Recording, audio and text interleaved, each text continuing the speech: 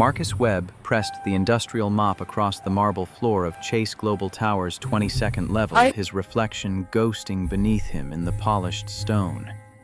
The city sprawled beyond floor-to-ceiling windows. Lake Michigan's black expanse, the glittering spine of Michigan Avenue, the distant pulse of Navy Pier's Ferris wheel. 2:15 in the morning. Chicago slept while Marcus worked, as he had for 1,247 nights. He counted because counting kept him sane. 1,247 shifts meant 3 years, 5 months, and 11 days since the funeral. 3 years, 5 months, and 11 days since Sarah's Honda Civic spun across 3 lanes of I-90 in a January ice storm and changed everything about what it meant to be a father. The hospital bill sat folded in his uniform pocket, the paper soft from repeated handling. $8,400. Ethan's 4th emergency room visit this year, the most severe according to Dr. Mitchell. The envelope joined 3 others stacked on Marcus's kitchen counter, their combined total reaching $23,600, a number larger than anything Marcus had earned in 2 years of pushing this mop. His phone buzzed. A text from Mrs. Sullivan next door. Ethan had rough night. Nebulizer 2X, sleeping now. He's okay. Marcus stopped mopping. His hands tightened on the handle until his knuckles went white. Ethan was 8 years old and shouldn't have to wake up gasping for air in the middle of the night. 8 years old and already understood that "we can't afford that" meant breathing hurt more than it had to. The 22nd floor belonged to Derek Hammond, VP of Human Resources. Marcus knew this because he emptied Hammond's trash every night, dusted the mahogany desk, wiped down the framed photos of Hammond's family laughing on Aspen slopes. The desk held artifacts of a life Marcus couldn't imagine: an American Express Platinum card left carelessly beside a laptop, a brochure from an Audi dealership, a leather portfolio embossed with gold initials. Marcus had never touched Hammond's paperwork. Respecting privacy was the invisible tax janitors paid for the privilege of existing in spaces that belonged to other people. But tonight, as he emptied the wastepaper basket, his eyes caught the header on a document: hiring initiative, front desk expansion. He shouldn't look. He bent to tie his shoe instead, giving himself permission to glance without touching. The page listed qualifications, salary range, benefits package. $52,000 annually. Full medical, dental, and vision coverage starting day 1. $52,000. More than double what Marcus earned. Medical coverage. The words blurred as his exhausted brain did math. It had done 1,000 times before. Rent, groceries, utilities, car insurance. Ethan's prescriptions, the payment plan that chipped away at medical debt like water eroding stone. Marcus finished the floor and moved to the elevator bank. 3:30 in the morning. 2.5 hours left in his shift. He rode down to 15, pushed his cart into the HR department's reception area, and began the familiar routine: empty trash, vacuum, carpet, dust surfaces, polish glass. The employee bulletin board hung near the elevators, cork surface covered in layers of announcements, reminders. Motivational posters about teamwork and excellence. Marcus had wiped this board's frame 900 times, maybe more. He'd never read what it said.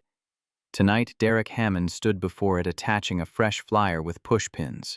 Hammond wore charcoal slacks and a white Oxford shirt. Despite the hour, apparently, VP work didn't respect normal schedules either. He didn't acknowledge Marcus. People rarely did. Janitors occupied the same category as furniture necessary, invisible beneath notice. Hammond finished pinning his notice and walked to the elevator without a glance in Marcus's direction. The elevator doors closed. Marcus was alone. He approached the bulletin board. The new flyer was printed on bright white paper. Corporate fonts stark against the background. Front desk coordinator. $52,000 year plus full benefits package. Medical, dental, vision insurance included, immediate opening. Below, in smaller text, customer service experience required. Professional demeanor and communication skills essential. Ability to represent company values to clients and partners. High school diploma or equivalent. Marcus read it 3 times. No mention of a college degree. No bachelor's required. Just experience, professionalism, and a high school diploma, all things Marcus possessed. His hands shook. He pulled out his iPhone 6S, its screen cracked in the upper right corner from the time Ethan dropped it on playground concrete. The camera app took 4 seconds to load. Marcus photographed the flyer, the flash reflecting off the bulletin board's glass cover.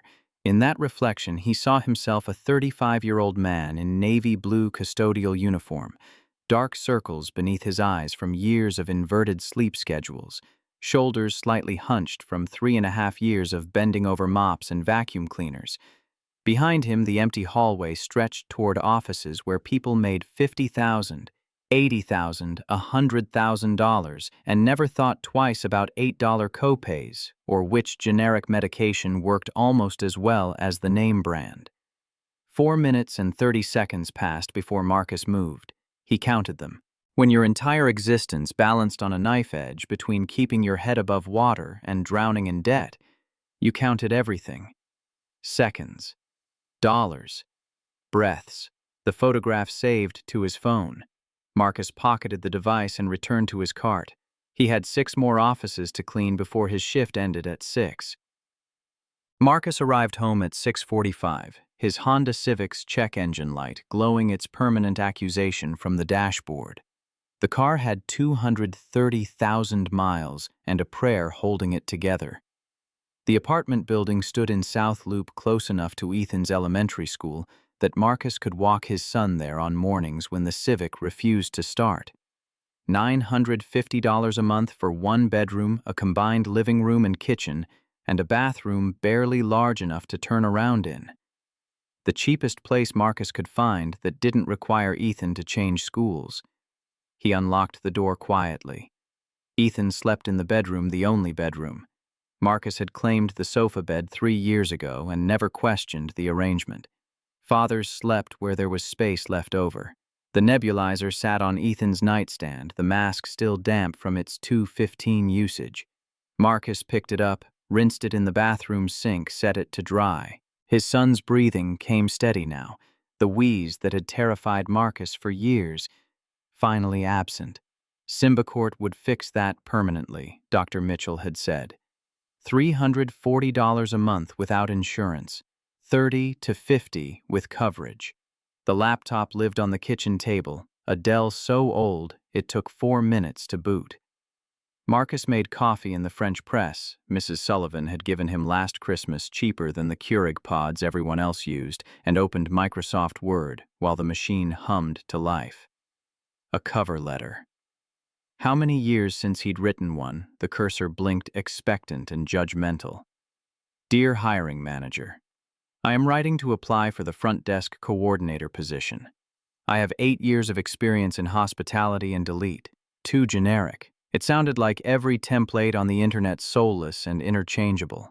My name is Marcus Webb, and I currently work at your building as a night custodian. I believe my extensive customer service background makes me an ideal candidate. Delete. Lead with being a janitor. They'd throw his application away before finishing the first sentence. I am applying for the front desk coordinator role. For 8 years, I served as assistant manager at Riverside Hotel, where I managed guest relations, resolved complaints, and trained front desk staff. Better. Factual. Professional. But it felt hollow, like he was describing someone else's life.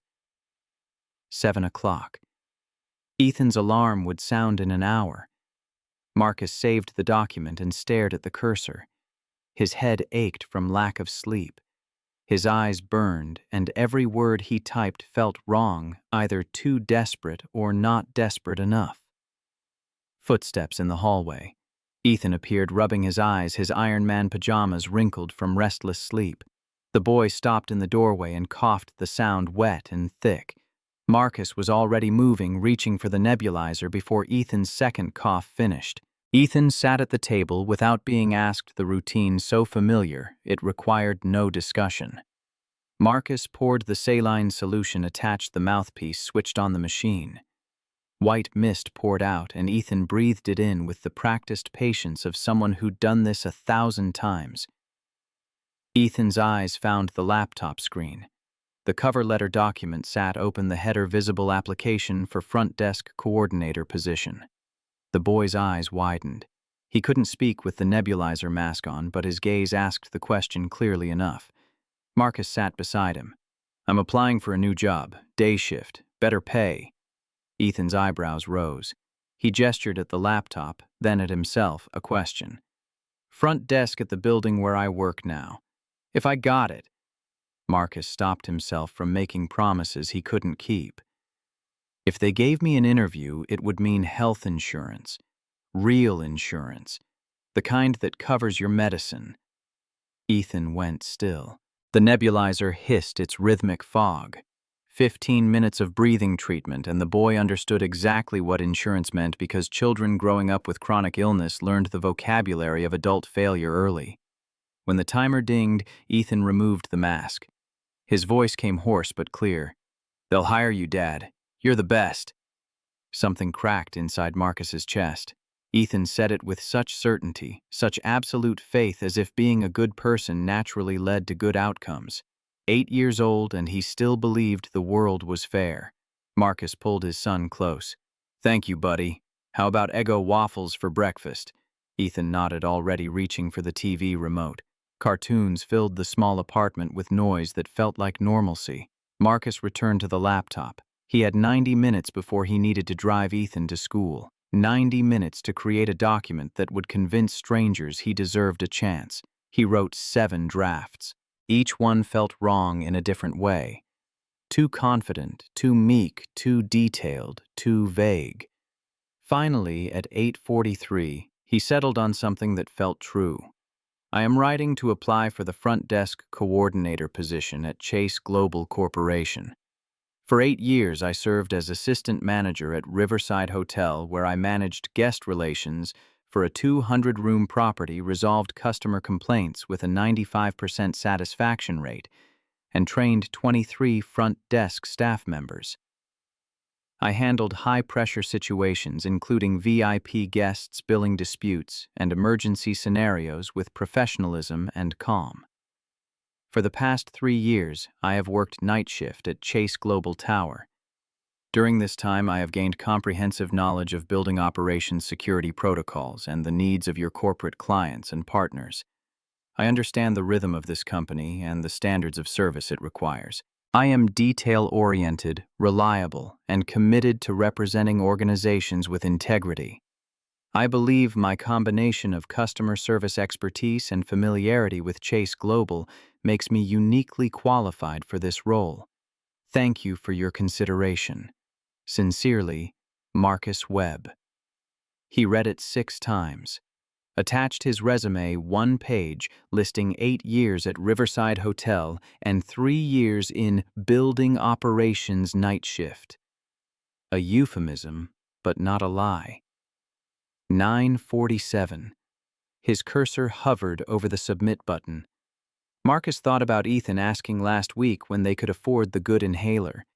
He thought about Dr. Mitchell's careful explanation that Symbicort would prevent the attacks that sent them to emergency rooms 4 times a year. He thought about the number at the bottom of the hospital bills, $23,600. He clicked submit. "Your application has been submitted. You will receive a confirmation email shortly." The email arrived in his inbox 15 seconds later. Marcus stared at it, feeling like he'd just stepped off a cliff without checking whether there was ground below or empty air. It's Monday night. Marcus cleaned floors 15 through 20.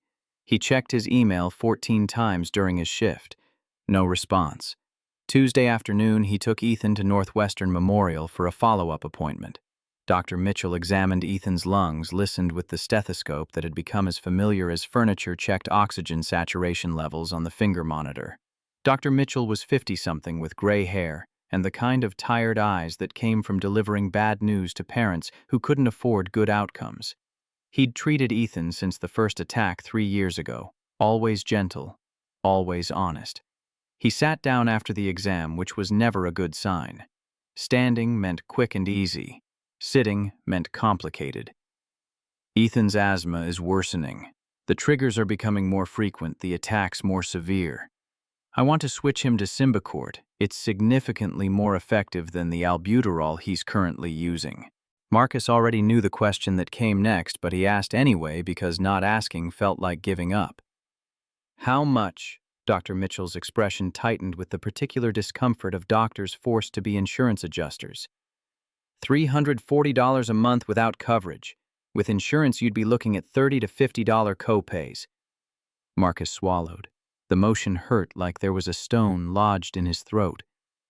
The albuterol still works though, right? It works. But Ethan will continue to struggle. More frequent attacks. Each severe episode increases the risk of long-term lung damage. Marcus nodded. There was nothing else to say. Dr. Mitchell knew the situation. He'd waived fees before, stretched payment plans, done everything a doctor could do within a system, designed to extract maximum profit from minimum options. They left the hospital in silence. Marcus drove the Civic through Chicago afternoon traffic, the check engine light glowing, the radio broken, so there was nothing but road noise and the sound of Ethan's breathing. Ethan stared out the window at Lakeshore Drive, watching joggers and cyclists enjoy the kind of October day that made people forget winter was coming. "Dad," Ethan's voice was small. "When can we afford the good medicine?" Marcus's hands tightened on the steering wheel until his knuckles went white. "Soon, buddy. Very soon." Ethan didn't look away from the window. "You said that last month. You said it in May. It's October now." And there it was. The accusation an 8-year-old shouldn't have to make, but couldn't avoid, because chronic illness taught children to count time in medication refills and emergency room visits. Marcus had no answer. How do you explain to your son that soon might never come?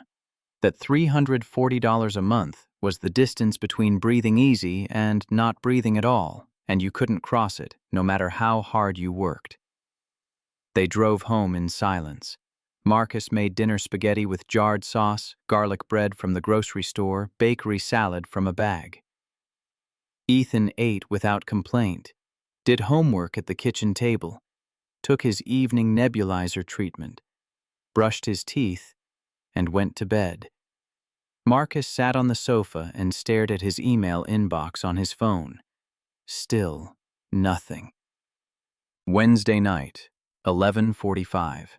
Marcus was cleaning the executive bathroom on 18 when his phone buzzed. Email. Subject line: Interview Invitation. Chase Global Corporation. His hands shook so badly he almost dropped the phone in the toilet he'd just scrubbed. Dear Mr. Webb, thank you for your application for the front desk coordinator position. We would like to invite you for an interview on Tuesday, October 17th at 10:00 a.m. with our hiring team. Please confirm your availability. Regards, Jessica Lynn, HR Specialist, Chase Global Corporation. Marcus read it 6 times. Each reading he expected the words to change to reveal some mistake or joke, but they stayed solid, real, impossible. 10 o'clock Tuesday morning. 4 days away. He typed his response immediately before the opportunity could evaporate. Thank you. I confirm my availability for October 17th at 10:00 a.m. Send. Then he called Mrs. Sullivan. The phone rang 4 times before she answered, her voice heavy with sleep. Marcus, it's midnight, dear. Mrs. Sullivan, I'm so sorry. I have an interview Tuesday morning. Can you watch Ethan? I'll pay you. Of course I'll watch him. Don't be silly about paying. Her voice sharpened with alertness. An interview for what? Front desk position. Here, at the building.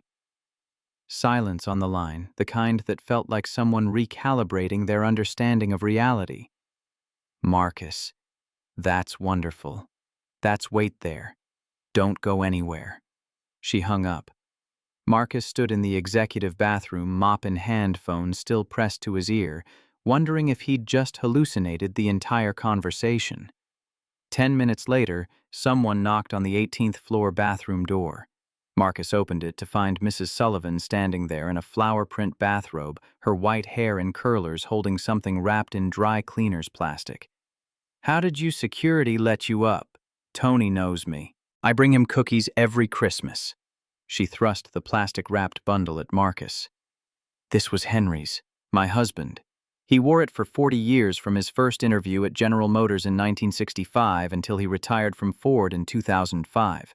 Marcus took it carefully. A suit, charcoal gray classic, cut the kind of garment that survived decades because it was built to last rather than follow trends. "Mrs. Sullivan, I can't." She held up a hand, silencing him. "Henry was a good man, like you. He came from Ireland with nothing but the clothes on his back. Worked the Ford assembly line for 40 years. He bought this suit with his first real paycheck, $85 in 1965, which was a fortune then. He told me, 'Patty, this suit will bring me luck.' And it did. 40 years of steady work, 3 daughters through college, a pension that let us live with dignity." Her eyes were bright with tears that didn't fall. "Henry died in 2012. I've kept this suit for 14 years waiting. We had 3 daughters, no sons. No one to give it to. Until now." She pressed the suit into Marcus's hands. "Wear it. Go to your interview. Make Henry proud. Make me proud. And most importantly, make that boy of yours proud." Marcus couldn't speak. His throat had closed completely, his eyes burned, and all he could do was nod. Mrs. Sullivan patted his shoulder and left her slippers shuffling across the marble floor toward the elevator. Marcus stood alone in the hallway holding a dead man's suit, feeling its weight like a sacred trust passed from one working man to another, across the gap of mortality and hope. Thursday through Sunday, Marcus prepared with the intensity of someone who understood this was the only chance he'd get. Thursday, he tried on the suit. It was slightly large in the shoulders. Henry Sullivan had been a bigger man, but it fit well enough. He took it to an alteration shop in Chinatown where the seamstress charged $25 to take in the shoulders and adjust the hem. She promised it ready by Saturday. Friday, Marcus went to Goodwill and found black dress shoes for $18. He bought them, brought them home, and spent 2 hours polishing them with kiwi shoe polish until he could see his reflection in the leather. Saturday, he picked up the altered suit. Back home, he ironed it with obsessive care, adjusting the iron's temperature precisely, using steam for every crease, hanging it immediately to prevent wrinkles. Ethan watched from the sofa, quiet and observant. "Why are you so careful, Dad?" "Because this suit is important, buddy. It belonged to Mr. Sullivan. He was a good man who worked hard his whole life. I want to honor him by taking care of what he built." Ethan processed this with the seriousness he brought to everything. "He wants you to get the job." "I think so." "You will. You're the best at everything." Marcus smiled, despite the anxiety knotting his stomach. If only the world worked the way 8-year-olds believed it did. Sunday, he spent 3 hours at the public library using their computers to research Chase Global Corporation. The building's internet was too slow, and he needed everything he could find. What he learned. Founded in 1998 by Victoria Chase, who was 24 at the time. She'd started with a small courier service, $5,000 borrowed from a credit union, and a business degree from University of Illinois Urbana-Champaign, a state school not Ivy League. 9 venture capitalists had rejected her. The reasons appeared in an interview she'd given to Chicago Business Journal in 2005. "Too young, wrong school, no connections." One of them actually said, "Honey, come back when you have an MBA from a real university." The 10th investor was Grant Peterson, a former factory worker who'd started a small investment fund. He gave Victoria $500,000. His quote stayed with Marcus. "She didn't have the background they were looking for, but she had fire. I recognized it because I'd had the same fire when I started." From 1998 to present, Victoria had built the company from a courier service into a logistics empire. Revenue $2.1 billion. Employees 12,000. The company's mission statement appeared on every page of their website, merit over background. Performance over pedigree. We measure people by what they do, not where they came from. Marcus read that line 5 times. If it was true, if Victoria Chase actually believed what her marketing department printed, then maybe he had a chance. If it was corporate bullshit, he'd find out Tuesday morning. Sunday night after Ethan went to bed, Marcus stood before the bathroom mirror wearing Henry Sullivan's suit. He practiced. "Why do you want this position?" His reflection stared back uncertain. "I want the opportunity to serve Chase Global in a role where I can contribute most effectively. I have customer service experience and an understanding of building operations. I believe I can add value." The words sounded hollow, rehearsed, like someone reading from a script they didn't believe. "Try again." "Why should we hire you?" Marcus took a breath, forgot the script, spoke truth. "I know how to treat people with dignity. I know how to handle a crisis without panicking. I know this building from basement to roof. I don't have a college degree, but I have 8 years proving I show up, work hard, and treat every person from CEO to delivery driver with respect. That's the value I bring." Better. Authentic. The kind of answer that couldn't be faked because it came from lived experience rather than interview prep websites. He practiced for another hour, answering questions he anticipated, learning to speak with confidence that didn't cross into arrogance. By midnight, exhaustion blurred his vision and the words started running together. Marcus looked at himself one final time. A 35-year-old man in a dead stranger's suit, dark circles under his eyes from 3 years of night shifts, calluses on his hands from industrial cleaning chemicals, but standing straight, meeting his own gaze. "I am not asking them for a chance. I am proving that not hiring me is their mistake." The words felt right, like armor, like truth. So, Tuesday morning arrived with the weight of everything Marcus had ever wanted and feared. He woke at 5:30 despite not sleeping until 3. Showered, shaved carefully using the cheap aftershave Ethan had bought him last Father's Day with money saved from his allowance. Got dressed in the suit, the white shirt he'd bought from Target for $12, the tie he'd borrowed from Robert Martinez at the front desk, who'd said, "Good luck, brother," when Marcus asked. 6:30. Ethan woke to his alarm, coughed twice, and Marcus already had the nebulizer ready. The morning routine proceeded in familiar silence, breathing treatment breakfast cartoons. 7:15. Marcus drove Ethan to school in the Civic with its check engine light and its 230,000 miles of accumulated history. At the drop-off zone, Ethan turned before getting out. "You're going to do great, Dad." "Thanks, buddy. Remember to smile. And stand up straight. Mrs. Henderson says standing straight makes you look confident." Marcus managed a laugh. "Thanks, Coach." "I love you." "Love you too." Ethan climbed out, backpack bouncing, and joined the stream of children flowing toward the school entrance. He turned once to wave. Marcus waved back. Then he drove downtown, parked in a public garage for $18 flat rate, and walked 2 blocks to Chase Global Tower. 8:45. He was an hour and 15 minutes early, but arriving early meant controlling for traffic, parking problems, and every other variable that could destroy this opportunity. Marcus bought coffee at the Starbucks across from the tower, a tall Pike place, for $2.50, the cheapest thing on the menu, and sat by the window watching the building where he'd worked 1,247 nights. Chase Global Tower rose 30 floors, glass and steel, catching morning sun. American and Illinois flags waving at the entrance. Floors 1 through 5 housed retail and banking. Floors 6 through 30 belonged to Chase Global offices. Marcus sipped coffee he couldn't taste and watched people enter the building. They moved with the confidence of belonging suits, expensive and well-fitted phones, new and uncracked coffee cups from the place that charged $7 instead of $2.50. 9:30. Marcus crossed the street and entered the lobby.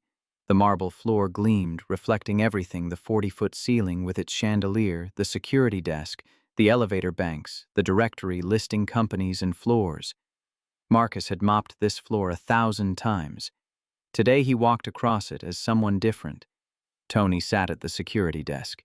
He looked up, did a double take, and his face broke into a huge smile.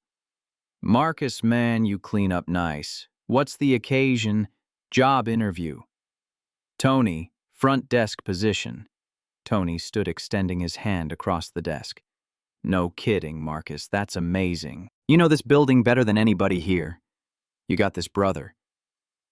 They shook hands firm, equal. "Seriously, man, I've watched you work 3 years. You're solid. They'd be lucky to have you." The words hit differently than when Ethan or Mrs. Sullivan said them.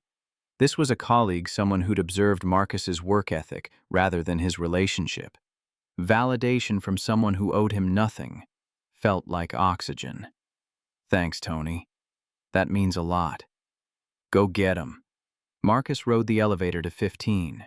The doors opened onto the HR department, bright hallways with glass walls, white floors, recessed lighting, abstract art on walls.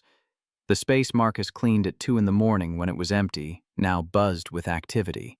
Employees moved past carrying tablets and coffee cups, wearing confidence like a second skin. The reception desk sat behind glass, blonde woman in her late 20s typing at dual monitors. Her nameplate read Lauren Mitchell, HR receptionist. Marcus knew because he'd dusted it 900 times. She looked up with a professional smile. "Good morning. How can I help you?" "Marcus Webb. I have a 10 o'clock interview." She checked her computer, no recognition in her eyes. She'd never noticed the janitor who cleaned around her desk. "Yes, Mr. Webb, please have a seat. Someone will be with you shortly." Marcus sat in a black leather chair near the window, overlooking Chicago's skyline. 4 other people waited, obviously candidates. A woman in her mid-20s wore a sharp navy Ralph Lauren suit, typing rapidly on an iPhone 15 Pro. Her briefcase had a tag Amber Chen USC. A man also mid-20s wore gray Tom Ford, scrolling an iPad with the casual comfort of someone for whom expense was irrelevant. A woman in her early 30s reviewed notes on a tablet, burgundy dress, immaculate Coach bag beside her. A man in his late 20s bounced his leg nervously, black suit standard and unremarkable. Then Marcus' 35 suit, borrowed from a dead man phone with a cracked screen. Hands bearing the subtle calluses of someone who'd spent years gripping mop handles and lifting trash bags. He felt like a counterfeit among originals. But he remembered Tony's words. Mrs. Sullivan's gift. Ethan's faith. Dr. Mitchell's careful explanation of what insurance would mean. Marcus sat straight, breathed steady, waited. At 10 o'clock exactly, Lauren called out, "Mr. Webb, they're ready for you." Marcus stood, followed Lauren through the hallway to conference room C. She knocked, opened the door, gestured him inside. The room was bright and cold. A long glass table divided the space. 3 people sat on the far side. 3 empty chairs faced them. Derek Hammond occupied the center seat. Marcus had cleaned his office every night for 3 years, though Hammond had never once acknowledged his existence. Navy suit, Hermes tie, Rolex watch. His face showed professional neutrality, eyes fixed on the folder before him rather than the man entering the room.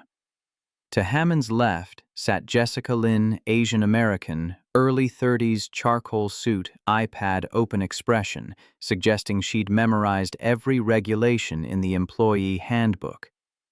To his right, Thomas Brennan, early 50s, Irish American gray suit, face set in stern evaluation mode. Derek spoke without looking up. "Mr. Webb, please have a seat." Marcus sat in the center chair facing them. The glass table stretched between them like a canyon.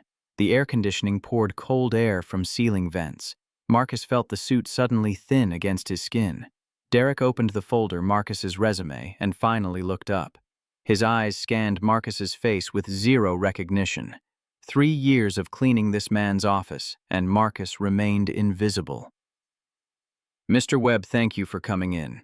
I see you worked at Riverside Hotel for 8 years. Tell us about that experience. Marcus had prepared for this. I started at Riverside in 2007 as a front desk associate. After 3 years, I was promoted to shift supervisor, then assistant manager. I managed a team of 6 people, oversaw guest relations for a 200-room property. We maintained 4.8 out of 5 stars on TripAdvisor for 5 consecutive years. Thomas Brennan nodded, making notes. Impressive rating. What was your approach to maintaining that standard, training and accountability? I debriefed with my team after every shift what went well, what needed improvement. I trained staff to recognize guest needs before they had to ask. And I led by example. If a difficult situation arose, I handled it personally rather than delegating. Jessica typed notes, nodding. Can you give an example of a difficult situation you managed? Marcus delivered the story he'd prepared, 2 a.m, middle of a heat wave. VIP guest, CEO of a tech company called the front desk. His air conditioning had failed and Chicago was hitting 95 degrees. He had a presentation at 7 that morning with potential investors, needed sleep desperately. All other rooms were fully booked. I couldn't repair the AC in the middle of the night. So I upgraded him to our only available suite, normally $400 versus the $150 room he'd booked. I waived the upgrade fee. I personally moved his luggage. I arranged a wake-up call and complimentary breakfast room service. He got 4 hours of sleep, his presentation went well, and he wrote a thank you letter to the general manager specifically mentioning my name. He became a regular customer, booking with us 6 more times the following year. Thomas looked impressed. Strong problem solving. Derek made notes, face still neutral. How did you handle employee conflicts? Directly but fairly. If 2 staff members had an issue, I met with each privately, first heard both perspectives, then mediated together. I focused on behavior, not personality. And I always followed up, never let conflicts fester. Jessica, how many staff did you train during your tenure? 23 front desk employees over 8 years. Several are still there. Others were promoted to management positions at other hotels. For 12 minutes, the interview proceeded smoothly. Marcus answered questions with confidence earned from actual experience. The 3 interviewers seemed engaged, taking notes, asking follow-ups. Then the atmosphere shifted. Subtle, a change in pressure like weather turning before a storm. Derek closed the folder, leaned back, fingers steepled. Mr. Webb, where did you complete your degree? The moment of truth arrived faster than Marcus expected. He paused 2 seconds, long enough to be honest, short enough to avoid seeming evasive. I didn't attend college. I started working right after high school. My father passed away when I was 18, heart attack. I needed to support my mother and younger sister. I took the job at Riverside to help us hold bills. Silence. 3 seconds that felt like 3 hours. Derek wrote something lengthy in his notes. Jessica and Thomas exchanged a look, brief, wordless, but Marcus saw the shift. Thomas's posture changed, leaning back slightly. Jessica's typing slowed. The tone changed from potential colleague to something else. Something less. Jessica spoke next, her voice still professional but cooler. Mr. Webb, what is your current employment status? Another moment of truth. Marcus could lie. Say between positions or consulting, or any of the euphemisms people used to avoid admitting reality. But if he had to lie to get this job, he didn't want it. I work night shift, building operations, here, at Chase Global Tower. Jessica blinked. Building operations, custodial services. I'm a janitor. 10 p.m. to 6 a.m. 3.5 years. The air in the room changed completely. Derek's pen stopped moving. Thomas leaned fully back, arms crossing. Jessica's professional smile disappeared. Marcus watched them recalibrate their entire understanding of who sat across from them. Not a candidate. A janitor in a borrowed suit who'd wandered into the wrong room. Derek spoke with a smile that didn't reach his eyes, his tone carrying the particular patronizing quality reserved for explaining obvious things to simple people. "Mr. Webb, I appreciate your honesty, but I have to ask, this is a client-facing position. You would be the first person our corporate partners see when they enter this building. Do you think your current background aligns with the professional image we want to project?" The unspoken question screamed louder than the spoken one. "Can a man who cleans toilets represent a billion-dollar company?" Marcus kept his voice steady despite his hands gripping the chair arms beneath the table. "I believe 8 years of customer service experience demonstrates my ability to represent any organization professionally. The position I currently hold doesn't define the skills I possess. I know how to treat people with respect, handle high-pressure situations, and maintain a professional demeanor." Jessica, unconvinced, "Do you have any certifications, formal training in hospitality management?" "Anything documented." "No formal certifications, but I have 8 years of practical experience managing customer relationships, training employees, and resolving conflicts in high-stakes environments. Results speak louder than certificates." Thomas spoke for the first time since the AC story, his voice carrying skepticism like a weight. "Mr. Webb, the front desk coordinator requires technical skills, computer systems, scheduling software, CRM platforms. What's your experience with those?" "I used reservation systems at Riverside Opera PMS. I'm comfortable with Microsoft Office email basic databases. I learned technology quickly." Thomas, unimpressed. "Those systems are 15 years old. Ours are significantly more advanced." Derek glanced at his watch, subtle, but Marcus caught it. "Mr. Webb, we appreciate you taking the time to meet with us today." Jessica. "Yes, thank you for coming in." Thomas. "We'll be in touch." "We'll be in touch" was a death sentence wrapped in politeness, the corporate equivalent of, "It's not you, it's me." Marcus sat across from 3 people who'd just decided he wasn't one of them. Not because he lacked skills, because he belonged to a different class, the wrong class. He could beg. "Please, I need this job. My son is sick. I'll work harder than anyone." He could explain. "I lost my wife. I had no choice. I'm a good father doing my best." He could grovel, but Marcus Webb had one thing money couldn't buy: dignity. He stood, shoulders straight, head high. "Thank you for your time. I understand." Not, "Please reconsider." Not, "Can I explain more?" Not, "I really need this." Just, "I understand." He turned and walked to the door. His hand found the doorknob. Derek's voice followed him. "We'll contact you within a week, Mr. Webb." Marcus didn't turn around. "That won't be necessary. I understand your decision. Thank you again."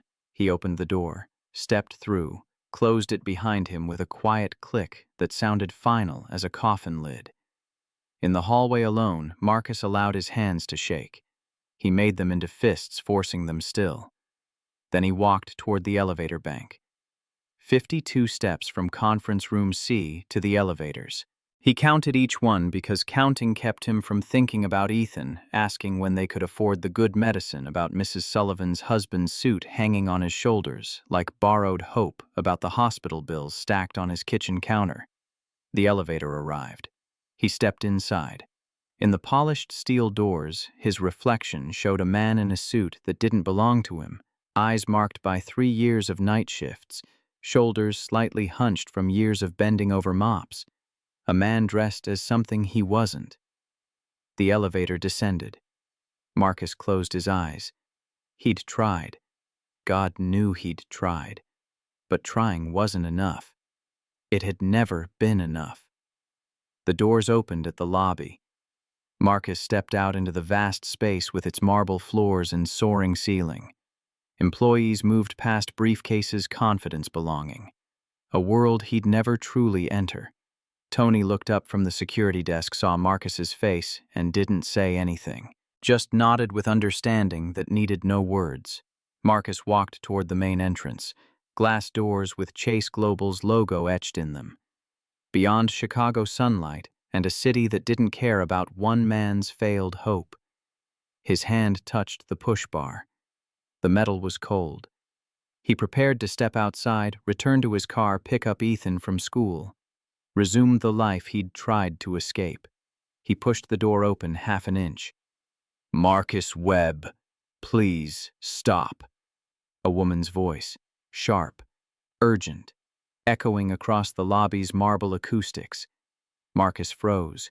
His hand stayed on the push bar. The door hung half-open, Chicago air meeting conditioned interior. He turned. A woman stood 30 feet away in the center of the lobby, breathing hard like she'd been running. Navy suit fitted perfectly. Heels 3 inches high. Dark hair pulled back tight. Face flushed from exertion. Her ID badge caught lobby light. Victoria Chase, CEO and founder. Marcus had seen her photo in company newsletters, seen her picture on the website. Never seen her in person. Victoria Chase, billionaire builder of empires, employer of 12,000 people, stood in the lobby staring directly at him. Behind her, the elevator indicator showed it had just arrived at floor 1 from floor 30. She'd run down from the executive suite. 30 floors. For what Victoria stepped forward, heels clicking marble. She stopped 10 feet away. Her eyes, sharp, intelligent, missing nothing, scanned Marcus from head to feet. She looked at the suit, at his face, at his hands. Then she spoke, voice firm, but not hostile. "Mr. Webb, I need to speak with you, please. Step back inside." Marcus, confused and exhausted, and at the absolute end of hope, could barely form words. "Ma'am, I already finished my interview," Victoria cut him off. "I know. I saw it." "What?" "All of it. I saw all 32 minutes. The door swung shut behind Marcus as his hand fell away from the push bar. Victoria Chase had watched his interview. The CEO had been watching. And now she was here. Victoria gestured toward the fountain area away from the security desk where Tony pretended not to watch. Marcus followed his mind, struggling to process what was happening. CEOs didn't chase janitors through lobbies. This didn't make sense. They stopped near the decorative fountain, its water trickling over stacked granite slabs in a sound designed to suggest tranquility. Nothing about this moment felt tranquil. Victoria stood facing him, not sitting, maintaining equal ground rather than the power dynamics her office would have imposed. Her breathing had steadied, but strands of hair had escaped the severe bun, and her makeup showed the slight smudge of someone who'd just descended 30 floors faster than elevators allowed. "Mr. Webb, 6 months ago, I launched a culture audit. After receiving multiple complaints about hiring bias across departments, I decided to monitor our recruitment process personally. We installed observation cameras in interview rooms disclosed in the consent forms candidates sign. I have remote access to watch interviews from my office." Marcus tried to make his brain work through exhaustion and emotional whiplash. "You were watching my interview. Today I'd scheduled reviews of 15 interviews across various positions. Yours was 9th on the list. When I saw you walk into conference room C, She paused, something flickering across her expression. "I recognized you." Marcus's confusion deepened. "We've never met." "Not formally, but 2 months ago you saved Eleanor Whitmore's life." The name meant nothing. Marcus's face must have shown it. Eleanor Whitmore, 79 years old. Our most important partner's $67 million annual contract. She nearly collapsed in this lobby from hypoglycemia. You helped her. Do you remember? Memory surfaced slowly. August, early morning near the end of his shift. An elderly woman stumbling near the security desk, disoriented and pale. Marcus had seen the signs: sweating, trembling, confusion. Ethan's medication sometimes caused similar episodes. "I gave her candy from my pocket, glucose tablets. I carry them for my son." You recognized medical distress and responded immediately. Eleanor told me about the janitor who saved her life, said I should find you and thank you properly. I intended to. Victoria's expression tightened with something like shame. But the Midwest merger crisis exploded the next day. A potential competitor acquisition consumed my attention for weeks. Finding you to say thank you, it slipped, I forgot. Marcus absorbed this. A billionaire CEO had forgotten about the janitor who'd helped her most valuable partner. The hierarchy of importance was clear. That doesn't explain why you're here now. Because when I saw you walk into that interview room this morning, I recognized your face from reviewing the security footage after Eleanor mentioned you. I pulled up the August recording to confirm. It was you. So I decided to watch your entire interview. And Victoria's expression hardened into something cold and determined. And I watched Derek Hammond and his team treat you exactly the way Eleanor warned me this company was becoming. Judging people by credentials instead of character. She stepped closer, her voice dropping but intensity increasing. I watched Derek dismiss 8 years of your experience the moment you mentioned not having a degree. I watched Jessica's face change when you said you work custodial.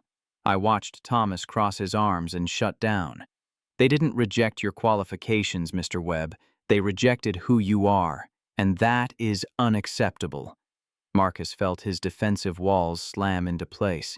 He'd had enough pity for one day.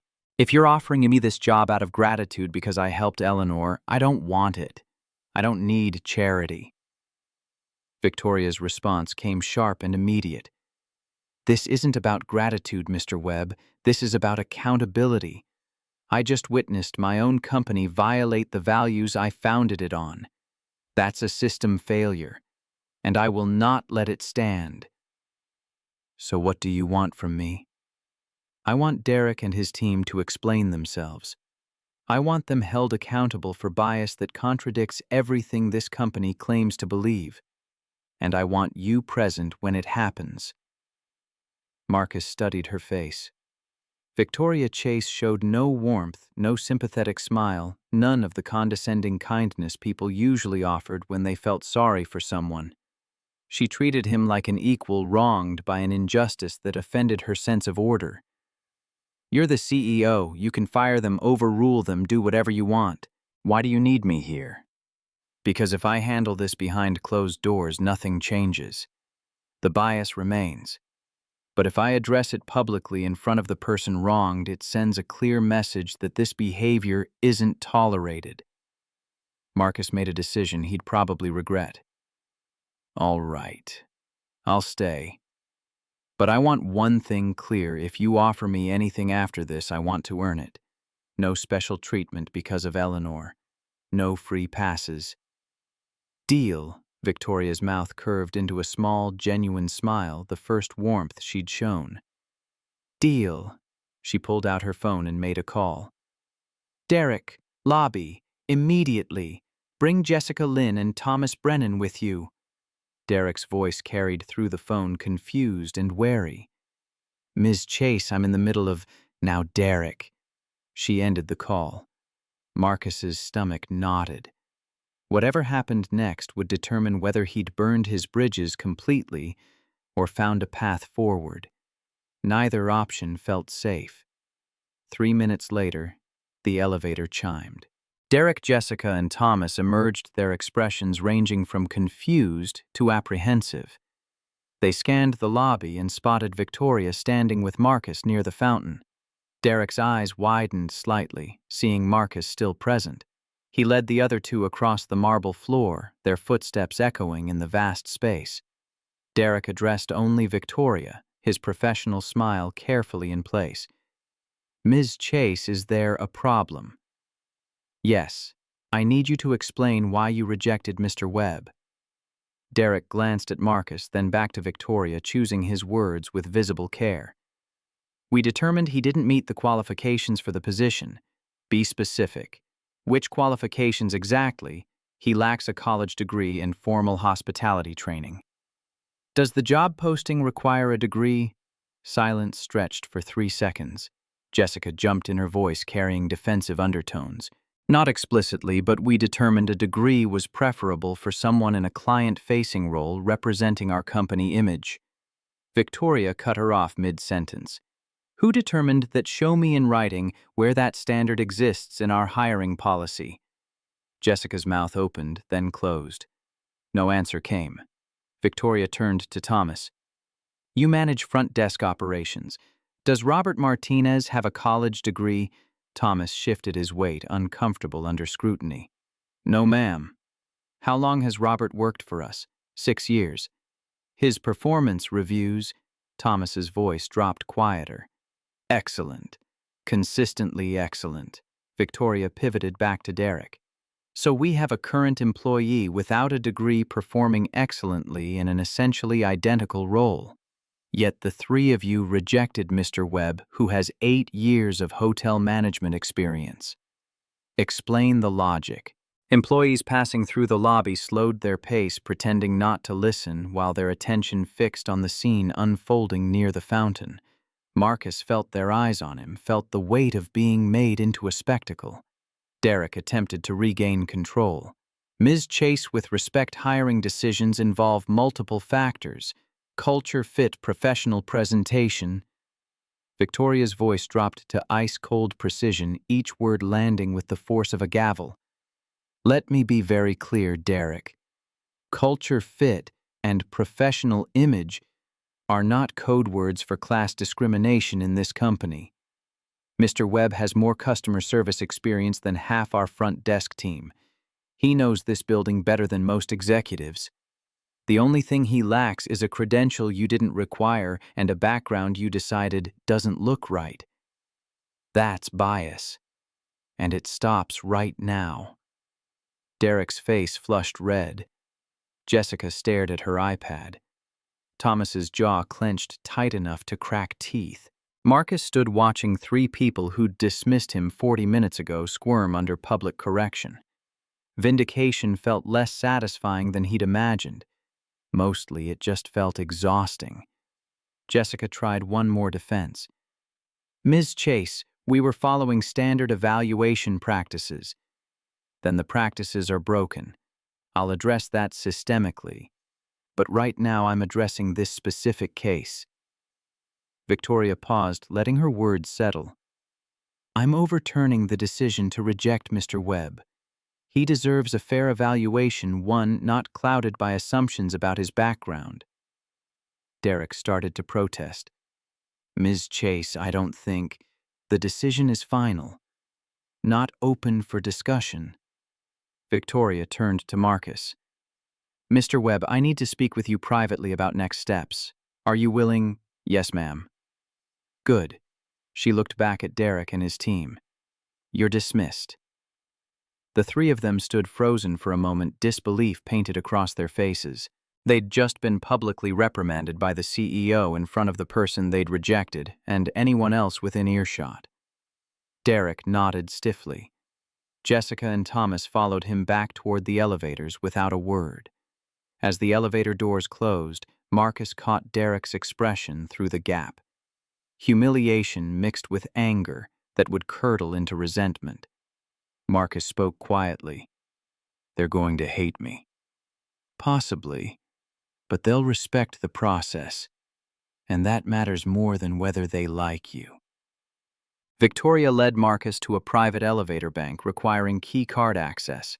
They rode to 30 in silence, Marcus acutely aware that he'd never been to the executive floors. Even as a janitor, these levels had their own cleaning crew.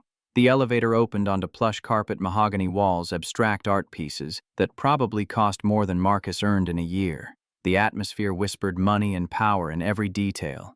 Victoria's office occupied a corner suite with floor-to-ceiling windows overlooking Lake Michigan and the entire Chicago skyline. The desk was minimalist, sleek glass and chrome. Bookshelves held business texts and industry reports. No family photos anywhere. She gestured to a sitting area, 2 chairs facing each other with a small table between them. Not behind the desk where power dynamics would have been unmistakable. Equal ground again.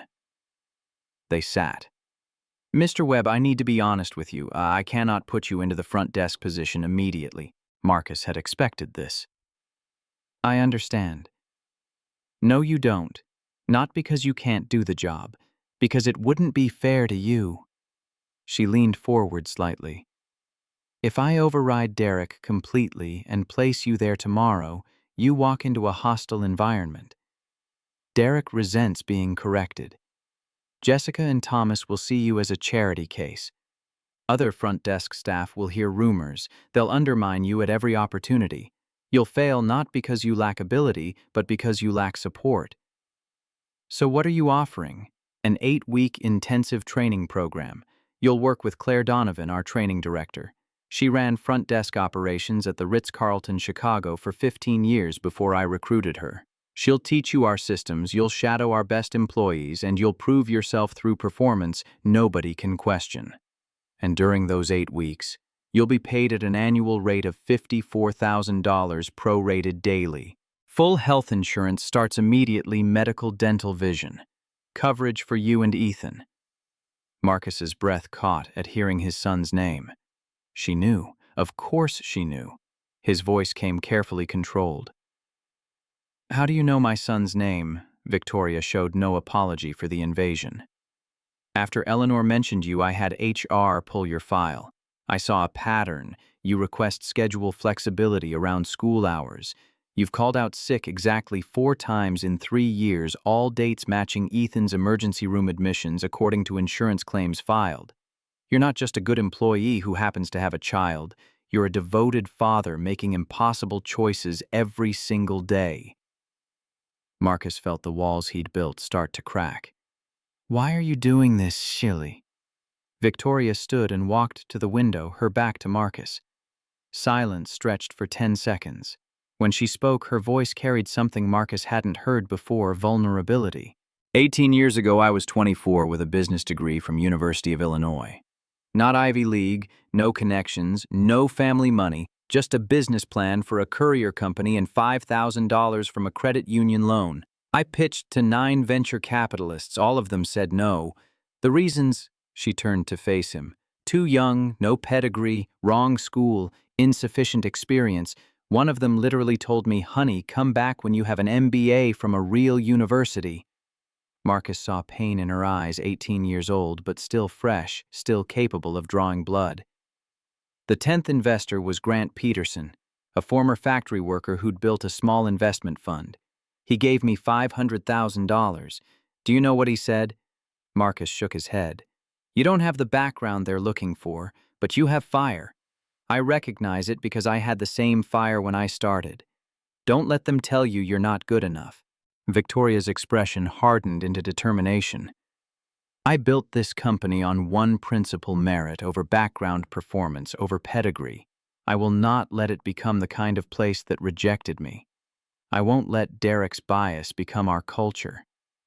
So this is about proving a point. This is about doing what's right. And yes, proving that the values I claim aren't just marketing bullshit. Marcus asked the hardest question.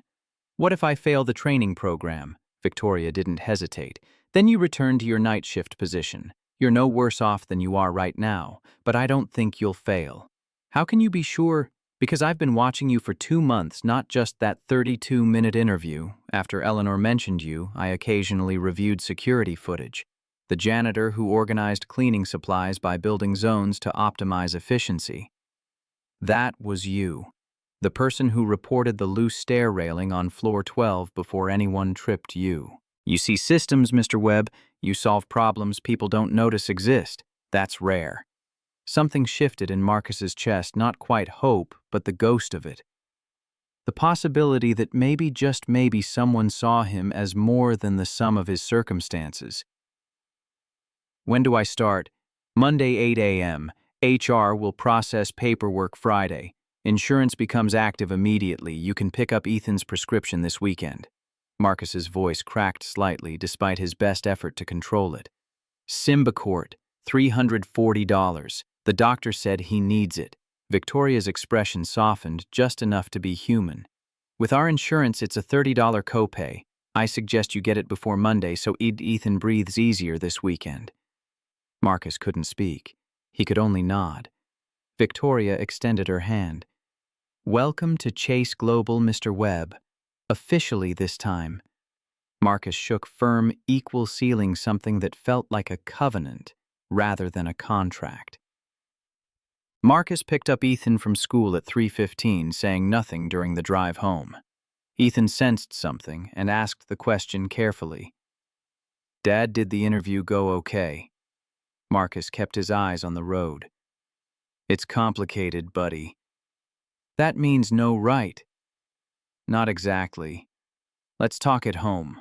Home. Marcus made peanut butter and jelly sandwiches, sliced an apple, poured chocolate milk.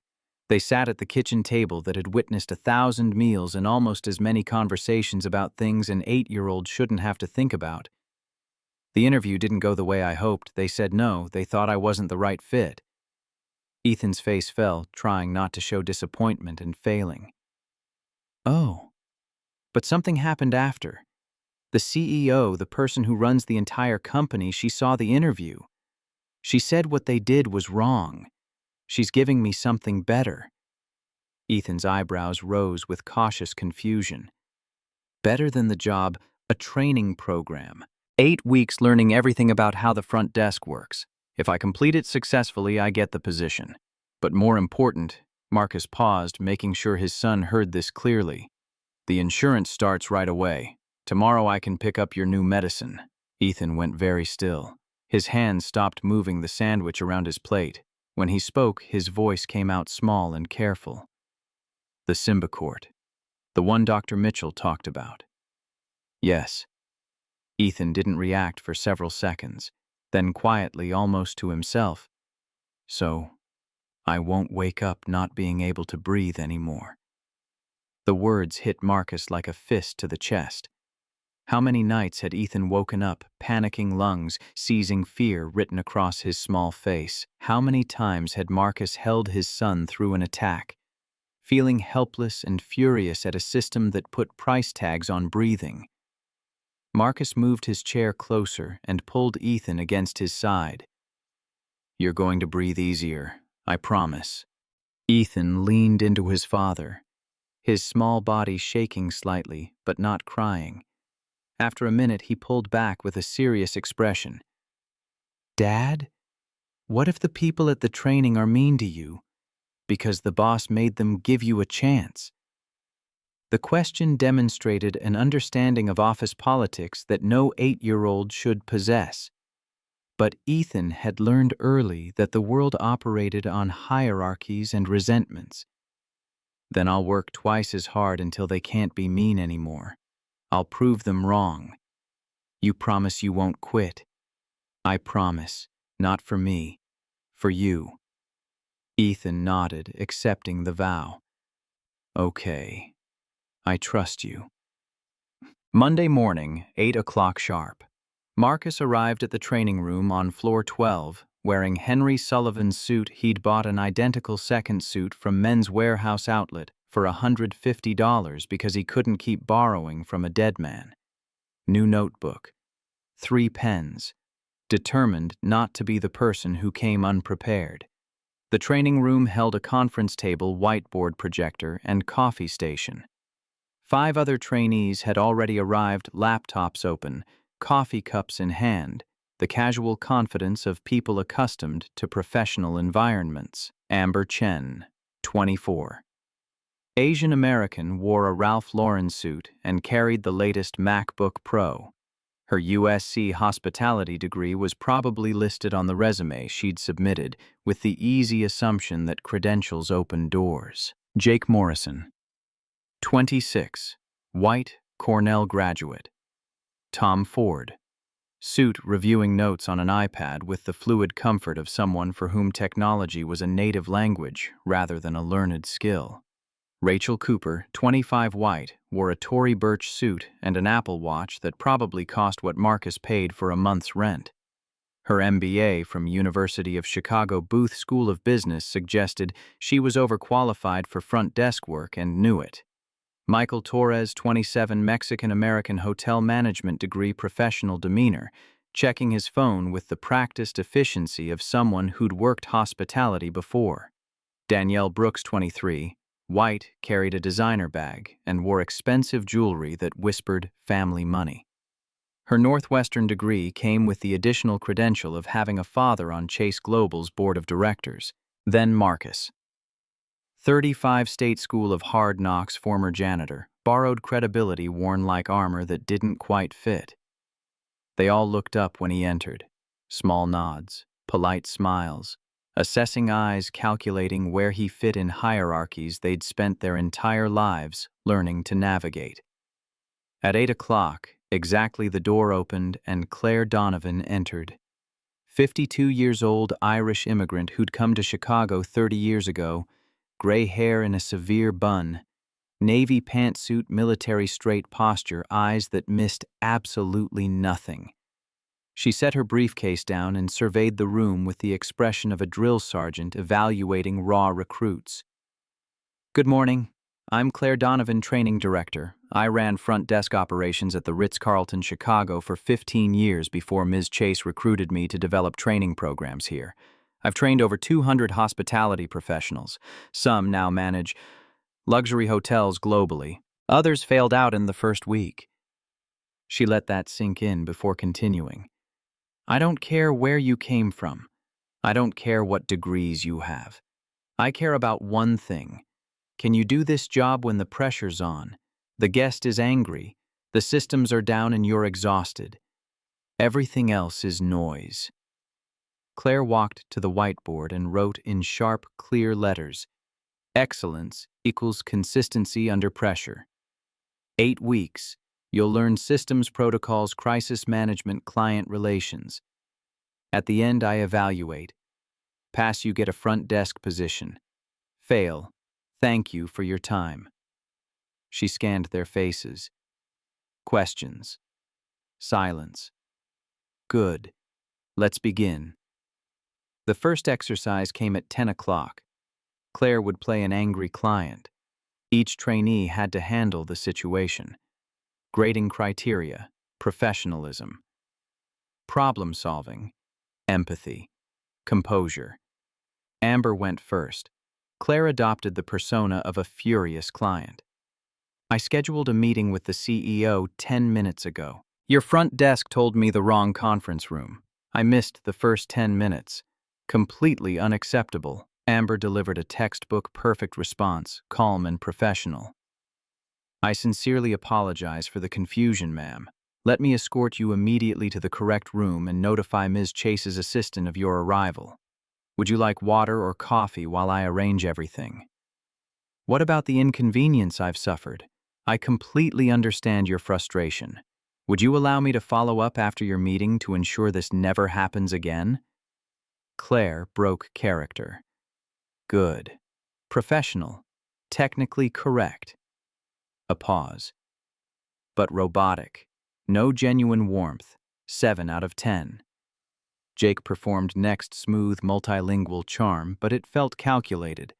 Claire gave him 6.5 for being too salesy. Rachel overcomplicated her response with corporate jargon. 6 out of 10 for losing sight of what guests actually cared about. Michael delivered solid warmth and even offered to communicate in Spanish if needed. 8 out of 10. Danielle became defensive and slightly condescending, making the client feel stupid for being upset. 5 out of 10. Marcus's turn arrived. Claire presented the same scenario. "Wrong room, missed my meeting. This is completely unacceptable." Marcus didn't immediately jump to solutions. He addressed the emotion first. "Ma'am, I am truly sorry. That's frustrating, especially when you arrived on time and we made the error. That's on us, not you." Claire stayed in character, slightly mollified. "Well, yes. Let me personally escort you right now. I'll notify Ms. Chase's office that you're here, they'll brief you on anything you missed, and I'll give you my direct number. Next time you visit, call me beforehand. I'll personally verify every detail is perfect." Claire tested him further. "Why should I trust this won't happen again?" "Because I'll personally verify the room assignment every time, and I'll retrain the staff member who made the error. We learn from mistakes. You deserve better service.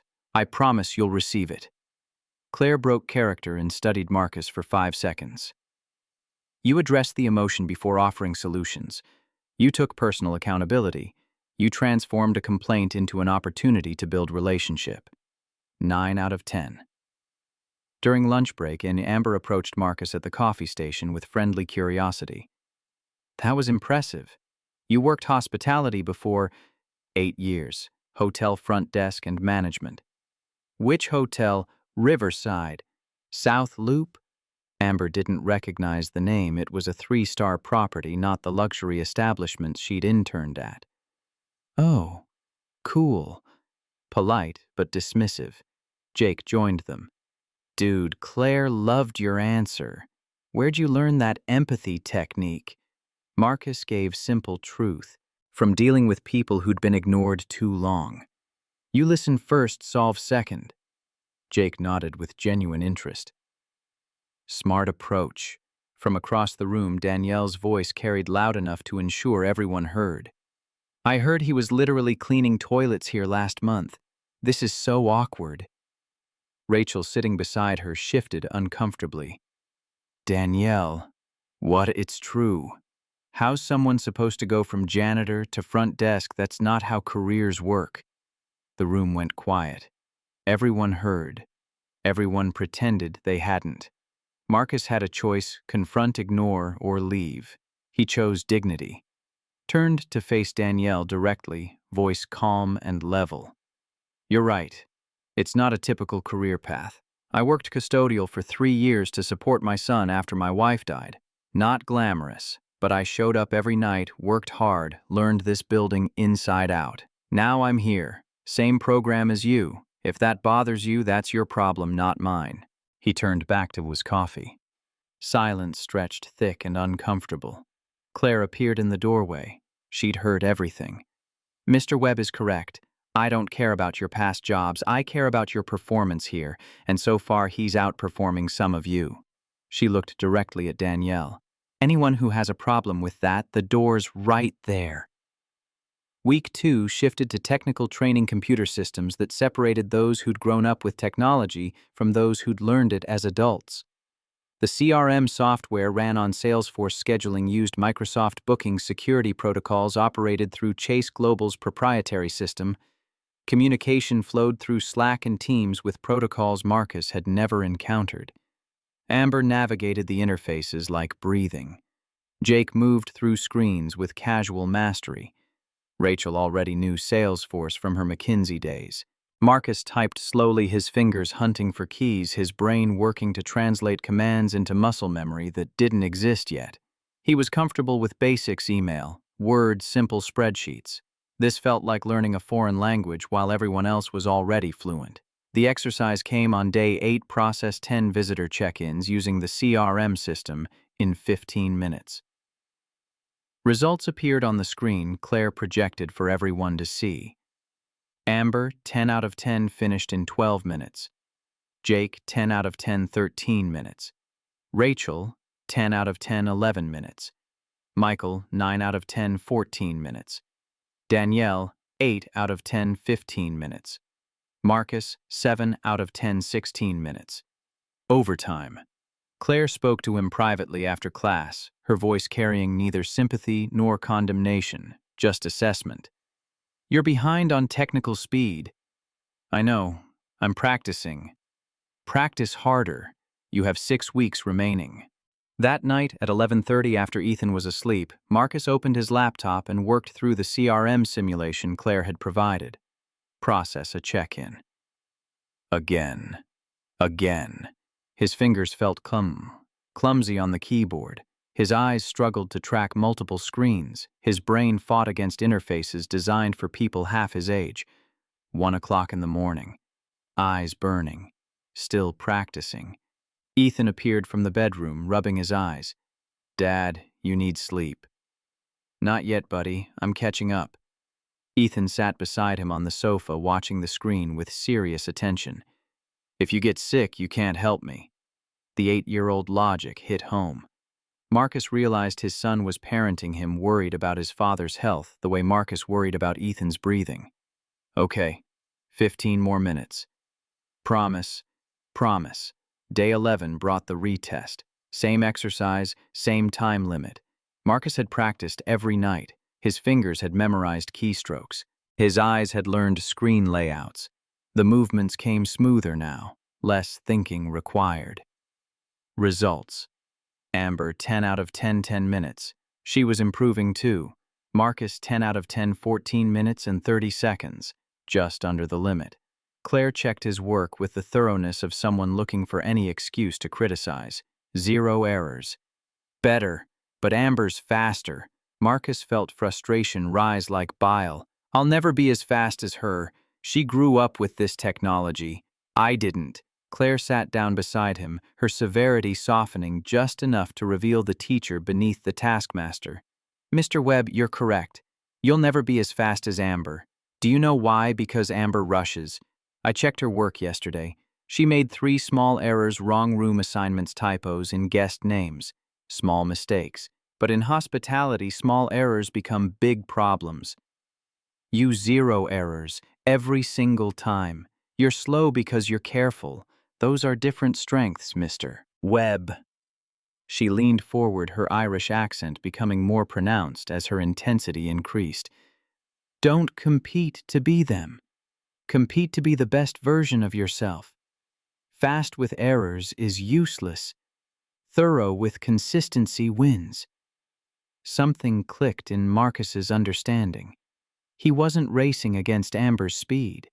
He was building his own foundation of accuracy that couldn't be rushed. So I focus on precision, not pace. Exactly. Own the strengths you have. Stop apologizing for the ones you don't. Week 4 introduced real-world shadowing. Trainees rotated through the actual front desk, partnered with experienced staff, learning the unwritten rules that no manual could teach. Marcus was paired with Robert Martinez, 48 years old Mexican-American senior front desk manager who'd worked at Chase Global for 6 years. Before that, 12 years on the Ford assembly line in Detroit until the plant closed in 2012. He'd relocated to Chicago, started entry-level at the front desk, and climbed through sheer competence. Day 22, Monday morning, 8 o'clock. Robert met Marcus at the lobby desk with a firm handshake and direct assessment. I heard about you. CEO overruled HR. That takes either courage or stupidity. Which is it? Marcus appreciated the bluntness. Bit of both. Robert's mouth quirked into a small smile. Honest. Good. He gestured toward the lobby. I'll tell you something. I worked factory line for 12 years. Got laid off when the plant closed, 45 years old. No college degree. No prospects. Took this front desk job because I was desperate. People looked at me the way they look at you now. Factory worker trying white-collar work. Took me 3 years to prove myself. Now I'm senior. Why are you telling me this? Because you know what happens if you get this job. Every mistake you make, people will say, see, he didn't earn it. So don't make mistakes. Marcus met his eyes directly. I don't plan to. Plans don't matter. Execution does. Watch and learn. Robert taught him to read people. A nervous young man entered the lobby, hands fidgeting, checking his phone every 20 seconds, arriving 25 minutes early. Robert pointed subtly. See him? Yeah. First-time visitor. Interview candidate. I know because fidgeting hands mean anxiety. Excessive phone checking shows he's confirming details. Early arrival means he's overcompensating for fear of being late. Regular visitors walk in confident. New ones broadcast nervousness. What do? Offer water. Tell him where the restroom is. Reassure him about wait time. Small gestures that ease stress. That's the job, seeing what people need before they ask. A delivery driver approached, impatient and rushed. Package for floor 18. Just let me up. Robert responded politely but firmly. ID and authorization number, please. The driver's frustration sharpened. Come on, I'm here every week. Policy requires authorization every time. No exceptions, takes 2 minutes, or you can wait 20 while security clears you manually. The driver grumbled but provided the information. After he left, Robert turned to Marcus. Never bend security protocol. Not for convenience. Not because someone's a regular. One breach and you're responsible. At 10:30, Victoria Chase walked through the lobby with 2 board members. Robert immediately stood straighter, his professional smile engaging without being obsequious. "Good morning, Ms. Chase." Victoria gave a brief nod. "Good morning, Robert." Robert waited until she entered the elevator before sitting again. Marcus absorbed the gesture. "You always stand for CEO and board members." "Yes." "Regular executives." "No, that's too much." But top leadership deserves visible respect. They notice these things. Day 24 brought Marcus's first real test. A vendor grew loud about slow authorization, his voice rising in the lobby as other visitors began to stare. Robert stepped back and whispered to Marcus, "Handle this." Marcus's heart rate spiked. "What? Go. I'm watching." Marcus approached the agitated vendor, keeping his own voice calm and his posture relaxed, Claire's training about not matching aggression with aggression. "Sir, I understand you're on a deadline. I'm not trying to make your day harder. Give me 90 seconds to call the department and get you cleared, or we can waste both our time arguing about policy neither of us can change." The vendor deflated slightly, recognizing reason when it appeared.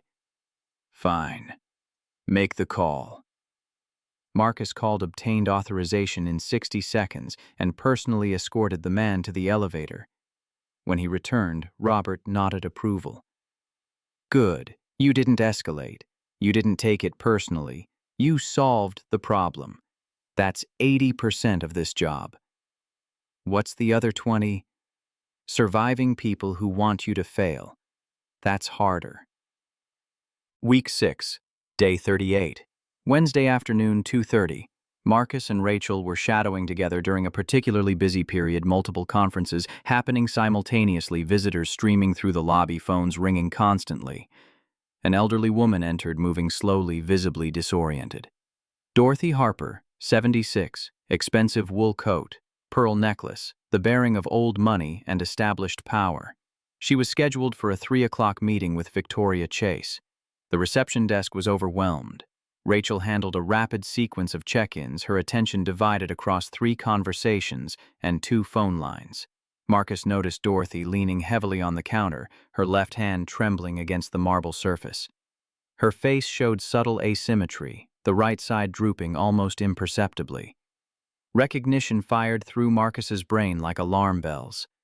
Sarah's mother had suffered a stroke in 2010. Marcus had learned the warning signs, then studied them obsessively in case Ethan ever showed symptoms of any medical emergency. FAST protocol. Face drooping. Arm weakness. Speech. Difficulty. Time to call 911. Dorothy showed all 3 signs. Marcus moved to her side, his voice gentle and steady. "Mrs. Harper, I see you're scheduled for 3 o'clock with Ms. Chase. May I help you to a seat?" Dorothy's confusion deepened, her speech slightly slurred. Yes. Which floor, I forget." Marcus guided her to a bench, helping her sit while his mind raced through possibilities. Stroke. Definitely stroke symptoms. How long had they been present? Minutes, hours. He spoke quietly to Rachel. Urgency controlled but unmistakable. "Call building medical, now!" Rachel looked up from her computer, confused. "Why, she's just possible stroke. Call them, right now." Rachel hesitated for 2 seconds, 2 seconds that felt like hours before dialing. Marcus returned to Dorothy, keeping his voice calm while his heart hammered. "Mrs. Harper, when did you last eat?" "This morning, I think." Building medical arrived in 3 minutes. Paramedics came 6 minutes after that. They assessed Dorothy quickly, mild stroke, technically a TIA or transient ischemic attack, blood pressure, dangerously elevated at 180/110. They transported her to Northwestern Memorial immediately. At 4:15, Victoria appeared in the lobby, her expression serious as she scanned the area, and found Marcus. "Mr. Webb, my office. Now." Marcus followed, anxiety tightening his chest. Had he overreacted, caused unnecessary panic, violated some protocol he didn't know existed? Victoria's office felt different this time, less welcoming, more interrogation room. She sat behind her desk, the power dynamic clearly established. "Robert told me what happened. Dorothy Harper had a mild stroke. The doctor said your immediate recognition prevented it from becoming severe. Permanent neurological damage was avoided because you called for help within minutes of symptom onset." Marcus's relief was physical. "I just recognized the signs." "How?" "My wife's mother. She had a stroke when Sarah was still alive. I learned the protocol, then face-arm speech time. Dorothy showed all 3 warning signs. Better safe than sorry." Victoria studied him with an intensity that felt like being examined under a microscope. "That's the second time you've saved someone in this building. Eleanor with hypoglycemia. Now Dorothy with a stroke. You see things other people miss." Marcus shifted uncomfortably. "I just pay attention." "Exactly. That's exactly what this job requires." Victoria's expression shifted to something resembling respect rather than mere approval. "Dorothy called from the hospital. She specifically asked me to find the young man at the front desk who saved my life, and thank him. I told her your name. She said, promote him immediately." "I don't want a promotion based on gratitude." Victoria raised a hand, cutting him off. "I'm not promoting you. You haven't finished the program. But you're earning respect. There's a significant difference. Complete your training. Prove you deserve the position on merit. Then we'll discuss your future." "Understood." That evening, Amber approached Marcus as he was leaving the building. "Hey, I heard what you did with Dorothy Harper. That was really impressive." "Thanks." Amber hesitated, choosing her words with visible care. "I completely missed that she was in distress. I was so focused on processing check-ins efficiently that I didn't actually see her. You saw immediately. How? Experience, I guess. When you take care of someone with chronic health issues, you learn to read warning signs. Your son, the asthma, that's why you knew." Marcus was mildly surprised she'd made the connection. "Yeah." Amber's expression shifted to something like thoughtful realization. "Maybe there's something to what Claire keeps saying about experience. Not just formal training from schools. Life experience. Real situations. Both matter. You have education, I don't, but I have different training, different strengths." Claire said that exact thing. "I thought she was just being nice to you." Maybe she actually meant it. The first genuine crack appeared in the wall between Marcus and the other trainees, a recognition that credentials and experience weren't competing values, but complementary ones. Week 8, Day 54, Friday, November 20th, Final Evaluation Day. Each trainee would face 3 live scenarios graded by a panel: Claire Donovan, Robert Martinez, and 1 executive observer. Marcus's panel included Claire Robert and Derek Hammond. Derek had insisted on being part of Marcus's evaluation. Victoria had allowed it with a warning: if you're biased, it will show. If you're fair, even better. Marcus saw Derek enter the observation room and take his seat at the panel table. Derek's face showed professional neutrality, no warmth, but no visible hostility either. Marcus couldn't control whether Derek sabotaged him. He could only control his own performance. Scenario 1. Arrogant VIP client. An actor played a stereotypical Silicon Valley tech CEO, young, entitled, dismissive of anyone he perceived as beneath him. "I booked boardroom A. Your system says it's unavailable. Fix this immediately." Marcus checked the system calmly. "Sir, boardroom A is reserved from 10 to noon today. Your booking begins at noon." "I don't care who's in there. I need that room now. Remove them. Marcus kept his voice firm but respectful. I cannot interrupt an existing meeting. However, I have a solution. Boardroom B is available immediately. Same capacity, superior AV setup. I'll personally escort you there and ensure everything's configured exactly to your specifications. Boardroom B sounds second-rate. Actually, sir, it's normally reserved for executive presentations, 4K projector built-in recording system, enhanced acoustics. Based on your company's Series B announcement I read in the Wall Street Journal this morning, I imagine you're recording a pitch for investors. Boardroom B provides better recording quality. It's genuinely the superior choice for your needs. The CEO's demeanor shifted, surprised that Marcus knew about his company. But you read about the Series B. I make it a point to know what our clients are working on. Better service when I understand context. The actor broke character, slightly impressed. Good answer. Derek wrote notes. Marcus couldn't read his expression. Scenario 2, security protocol versus board member privilege. An actor played a board member who'd forgotten his ID badge. I'm Thomas Whitmore. I'm on the board. Just let me up. Marcus maintained polite firmness. Mr. Whitmore, I apologize for the inconvenience. Company policy requires ID verification for everyone, no exceptions, including board members. I can call your assistant to bring your badge down, or security can issue a temporary badge in approximately 3 minutes. The actor tested him. Do you know who I am? Yes, sir. You serve on our board, and I still need to verify your identity before granting building access. Ms. Chase herself scans her badge. The policy applies equally. The actor broke character with a smile. Excellent. Never compromise security for convenience. Derek made additional notes. Scenario 3, medical emergency. A female actor suddenly collapsed in the lobby simulating a seizure. Marcus responded immediately. Called building medical with specific information. Medical emergency main lobby appears to be seizure activity. Cleared space around the person directing onlookers back to prevent crowding.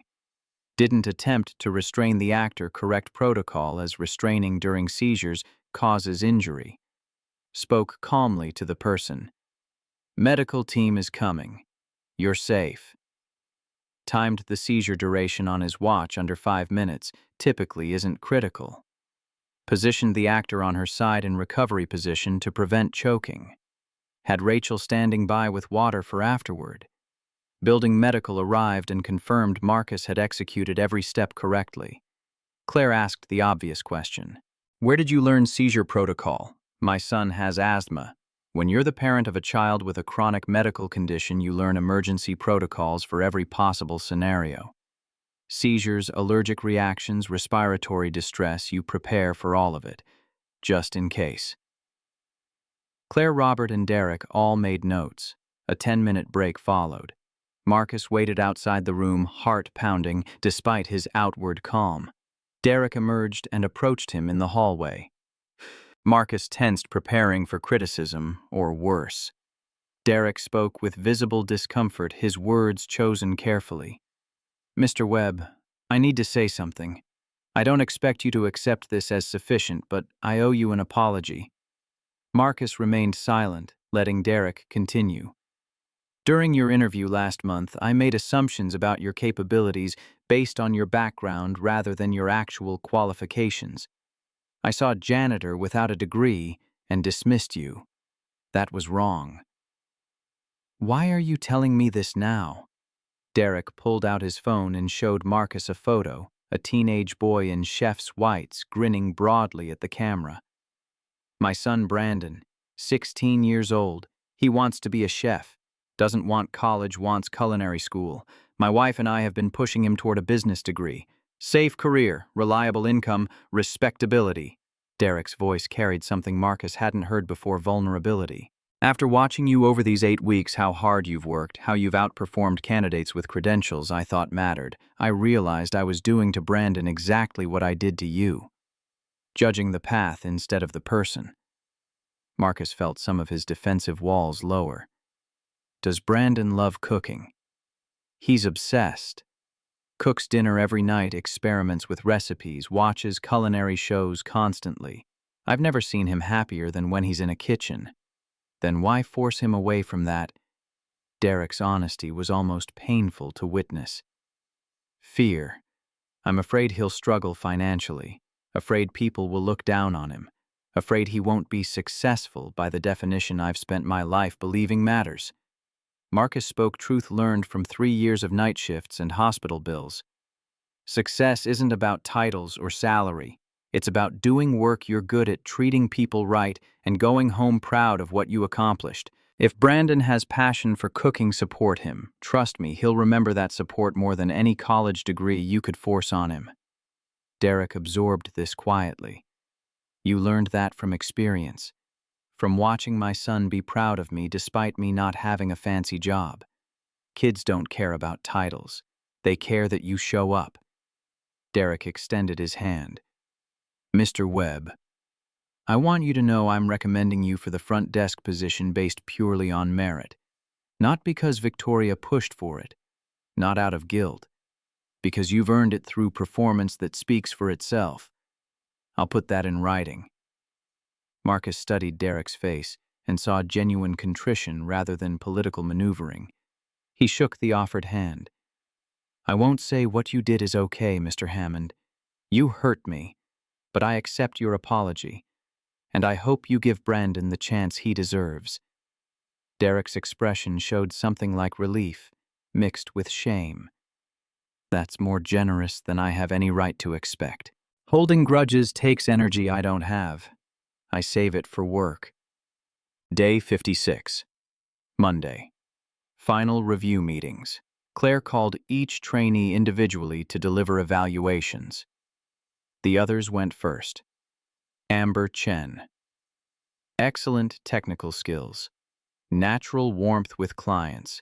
Needs to slow down and double-check details. You make careless errors when rushing. Recommendation. Front desk position. 8.5 out of 10. Jake Morrison. Strong communication, multilingual abilities are valuable. Lacks depth in crisis management. You talk smoothly but don't always solve the underlying problem. Recommendation. Front desk position with 2 additional weeks of crisis training. 7.5 out of 10. Rachel Cooper. You're overqualified for this role. Your MBA and consulting background show in how you think big-picture strategy rather than immediate guest needs. Recommendation management track instead of front desk. 8 out of 10 for potential 6 out of 10 for this specific position. Michael Torres. Solid performance across all metrics. Bilingual capability is an asset. Consistent and reliable. Recommendation. Front desk position. 8 out of 10, Danielle Brooks. Claire's assessment was blunt to the point of brutal. You rely on your father's connections rather than building your own competence. Your attitude alienates colleagues. You become defensive when receiving constructive feedback. Not recommended. 5 out of 10. Danielle left the room in tears, slamming the door hard enough that everyone in the hallway heard it. Marcus entered for his evaluation. Claire sat with a thick folder of notes. Sit down, Mr. Webb. Marcus sat hands folded outwardly calm while his heart hammered against his ribs. Claire opened the folder and read in silence for 10 seconds that felt eternal. When you started this program 8 weeks ago, you were the least technically skilled trainee. You typed the slowest. You knew the least about our software systems. You had no formal hospitality training. On paper, you were the worst candidate in this group. Marcus braced himself for the word but, followed by gentle rejection. Claire looked up, making direct eye contact. Training isn't measured by where you start. It's measured by trajectory. You improved more dramatically than anyone else here. Week 1, you completed 7 out of 10 technical exercises.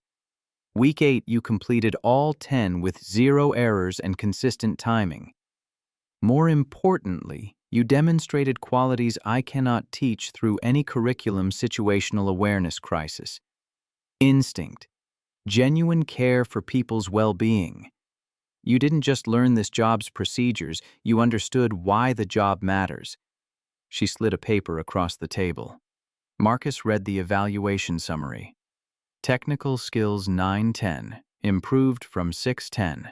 Customer service 10-10. Crisis management 10-10.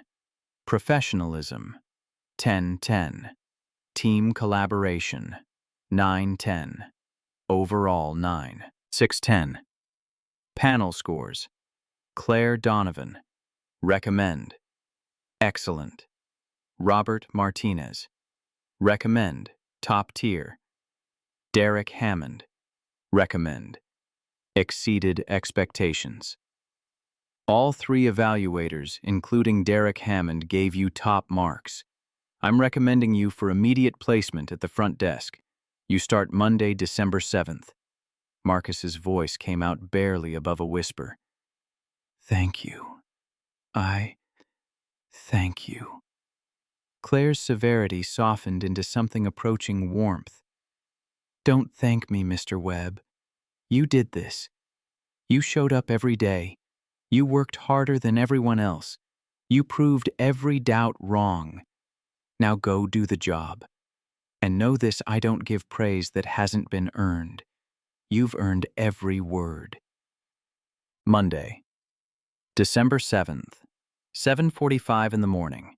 Marcus arrived wearing a new suit, charcoal gray, $300 from Men's Warehouse, paid for with his first training paycheck and fitted properly by a tailor.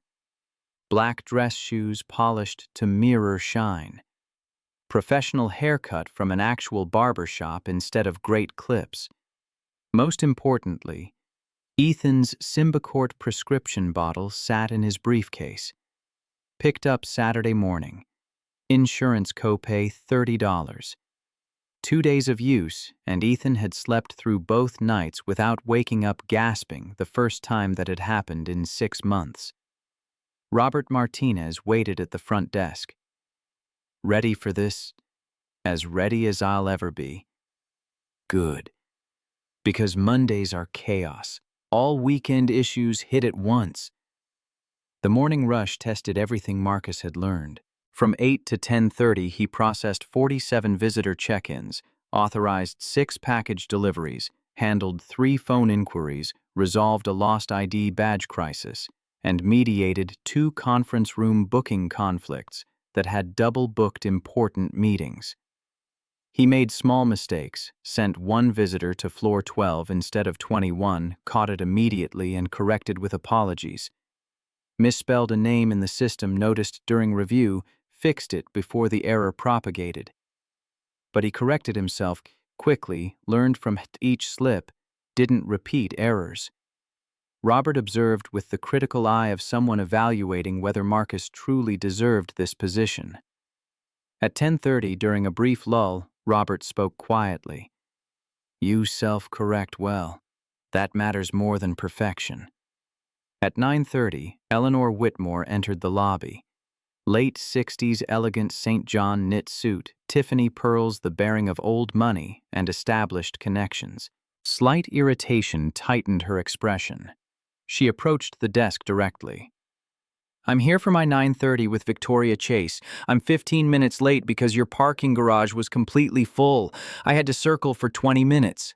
This is unacceptable. Marcus recognized the name instantly from Victoria's story, though Eleanor clearly didn't recognize him. She'd last seen him in janitor uniform at 2 in the morning while medically distressed. Mrs. Whitmore, I sincerely apologize for the parking difficulty. Let me call Ms. Chase's office immediately to notify them of your arrival, and I'll ensure parking validates your entire garage fee. Eleanor's irritation softened slightly. Thank you. I'm already quite flustered. Would you like water while you wait? There's a comfortable seat right here away from the main traffic. Something in Marcus's voice triggered a memory. Eleanor squinted at him, studying his face. Have we met before? I feel like I know you. Marcus kept his voice gentle. We met once, ma'am, a few months ago. Recognition dawned slowly then all at once. Eleanor's eyes widened. You're the custodian. The one who helped me when I— Yes, ma'am, I'm very glad you recovered completely. Eleanor looked genuinely shocked. You're working the front desk now. As of today, ma'am. Eleanor's entire demeanor transformed from stern businesswoman to warm grandmother. Good. This is exactly where you belong. You should have been here from the beginning. She opened her purse and extracted a $50 bill, pressing it into Marcus's hand despite his attempts to refuse. You saved my life twice, young man. Once with candy, once with kindness and quick thinking. Take this. Buy something nice for that son of yours. Marcus accepted, too moved to argue. Thank you, ma'am, truly. Eleanor patted his hand with genuine affection. You deserve every good thing that comes your way. At 10:15, Victoria Chase walked through the lobby with two executives discussing quarterly projections on a tablet. She passed the front desk without stopping. Their eyes met for a brief moment. Victoria gave the same small nod she'd given before. No congratulations, no praise, just acknowledgement. You're here. You're doing the work. That's sufficient. Marcus nodded back. Not celebration, just recognition that he'd earned his place. Lunch came at 12:30. Marcus ate his packed turkey sandwich in the employee cafeteria sitting by a window overlooking the Chicago River. Saving money had become habit, even though his salary could now afford cafeteria food. Robert joined him with a tray from the hot food line soup salad cornbread. Mind if I sit, please? They ate in comfortable silence for a minute before Robert spoke. How's the morning treating you? Strange. Good strange. I keep expecting someone to tell me I'm not supposed to be here. Robert smiled knowingly. That feeling fades. Took me about 6 months. How long before you stopped feeling like an imposter? A year. Maybe longer. Robert's expression turned thoughtful. Did you ever regret leaving hotel work? Every day for the first year as a janitor, I missed feeling competent, missed the respect that came with a position people understood. Yeah, I get that. Robert set down his spoon, his voice taking on the quality of shared confession. My daughter Sophia was 10 when I started here. One day my wife packed extra lunch and Sophia brought it to me at work. She saw me in a tie working the desk, interacting professionally with people. Later, she told her friends, my dad works at Chase Global Tower downtown. The pride in her voice when she said it. Robert paused, emotion tightening his throat.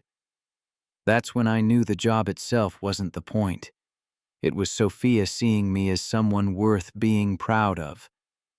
Marcus thought about Ethan saying, "You're the best dad I know," with absolute conviction despite their small apartment and second-hand furniture. Your daughter's lucky. She has a dad who fights for her. Your son's luckier.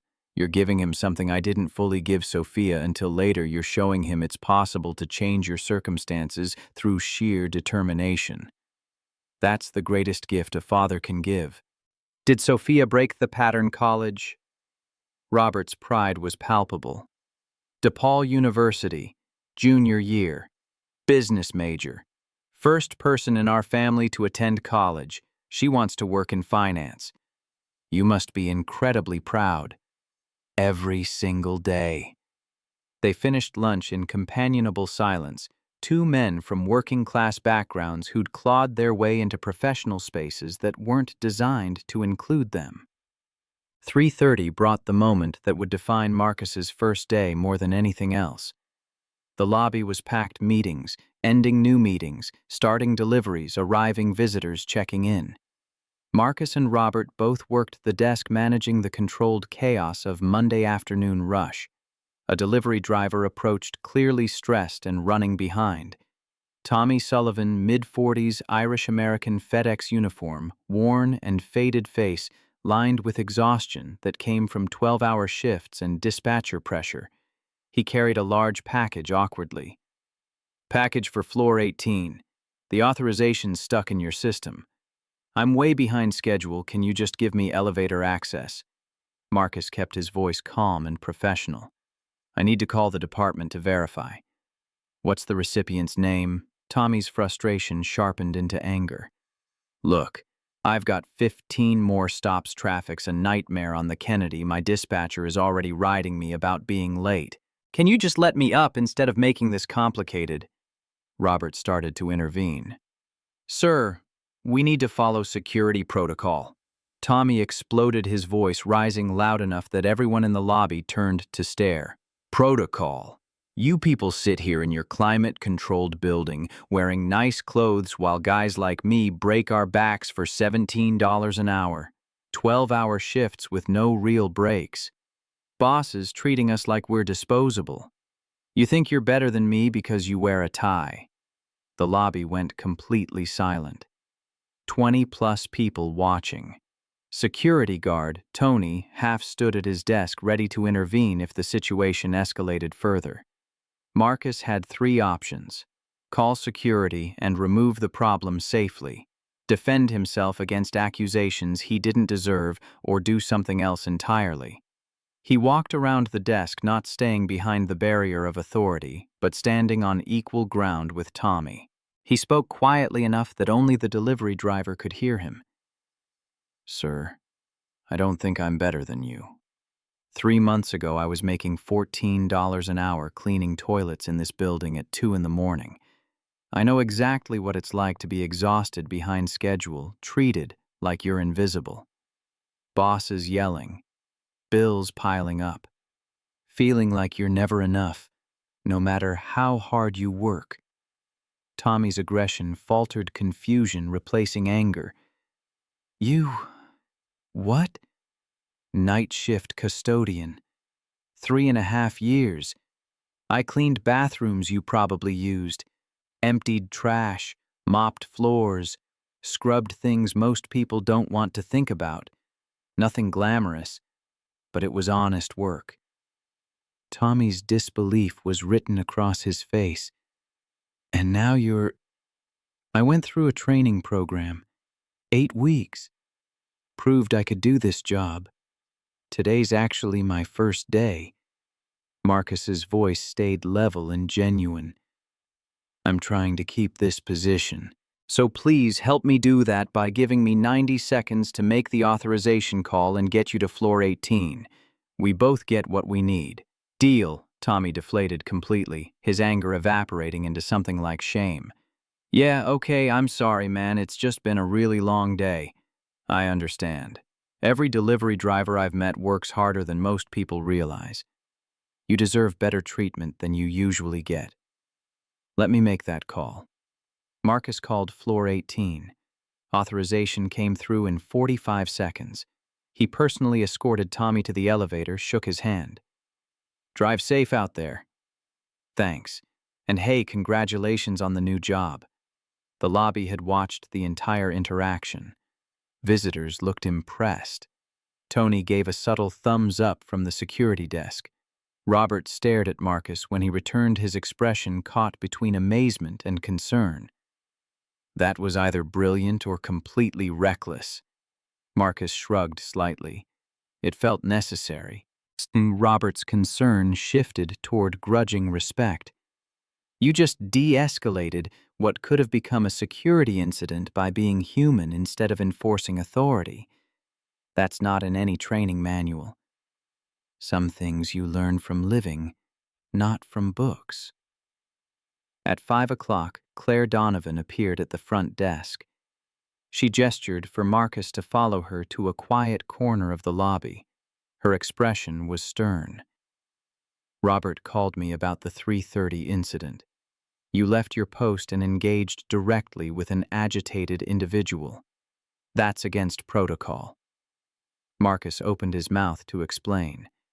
Claire raised her hand, stopping him. I'm not finished.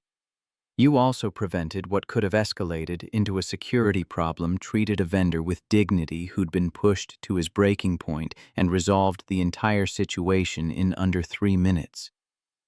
She paused. That's exactly what this job requires when done right. So I'm not in trouble.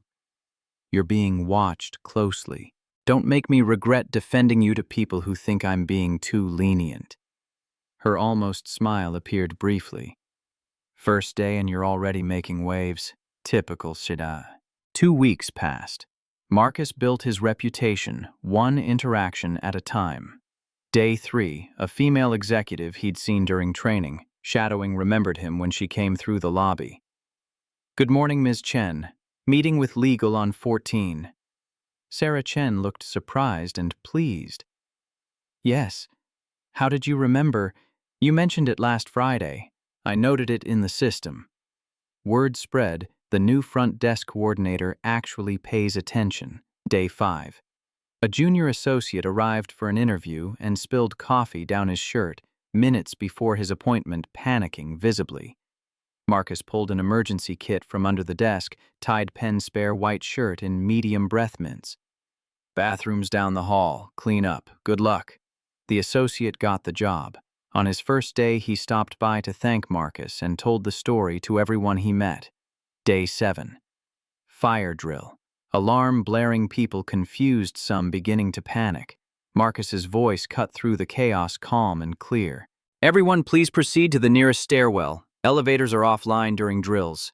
Elderly guests and anyone with mobility issues, please wait here. Security will escort you separately. This is just a drill. No actual emergency. Move calmly and orderly."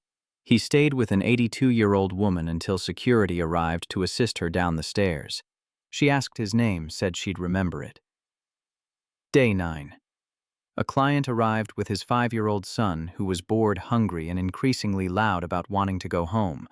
Marcus knelt to the child's eye level. "Hey, buddy, I'm Marcus. What's wrong?" The boy sniffled.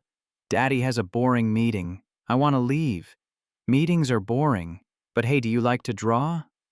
Marcus pulled out paper and crayons he'd bought specifically for situations like this, remembering Ethan at that age. "Draw me your favorite superhero. I'll hang it behind the desk. Deal." The boy stopped crying and started drawing. 30 minutes later, the father returned to find his son happily coloring. The man shook Marcus's hand gratefully. "How did you manage that?" "Just kept him busy, sir. Tyler's quite an artist." Tyler's Spider-Man drawing went up on the bulletin board. Other parents noticed. Marcus became known as the desk manager who keeps crayons for kids. Day 11. Danielle Brooks entered the lobby for an interview with a different department. She saw Marcus at the desk and froze, awkward tension radiating from her. She approached hesitantly. "Marcus, hi." "Danielle, how are you?" "I'm interviewing for a communications coordinator position. Different department entirely." "Good luck." Danielle hesitated, then she had asked the question, clearly weighing on her. "Can I ask something?" "How did you do it?" "You had the least advantages of any of us." "I had every advantage, degree, connections, my father on the board. Yet you succeeded and I failed." Marcus chose his words carefully, offering truth without cruelty. "I didn't think about advantages. I thought about what the job required and worked to meet those requirements. Nothing more complicated than that." Claire said I was entitled, that I relied on my father's connections instead of building my own competence. She was right. I'd never had to actually work for anything before. Danielle's voice carried genuine humility. "You taught me well, showed me that credentials aren't enough." "You're learning. That's what matters. Good luck with the interview. I mean it." She got the position. A month later, she sent Marcus a thank you card. "You were right. I had to earn it. D." 3 weeks into the job, Robert approached Marcus near the end of a shift. "Got a minute?" "Sure." "I talked with Claire and Victoria. We're creating a new position, senior front desk coordinator. It splits supervisory duties between you and me." "Interested?" Marcus felt genuine shock. "I've been here 3 weeks. And you've handled situations I've watched 10-year veterans fumble.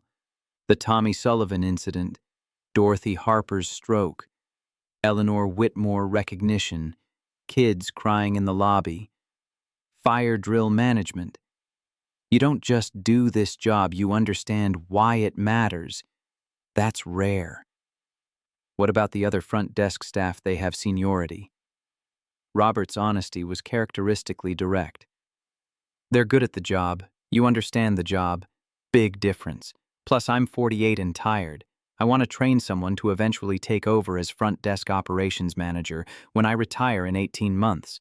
That person is you. What's the timeline?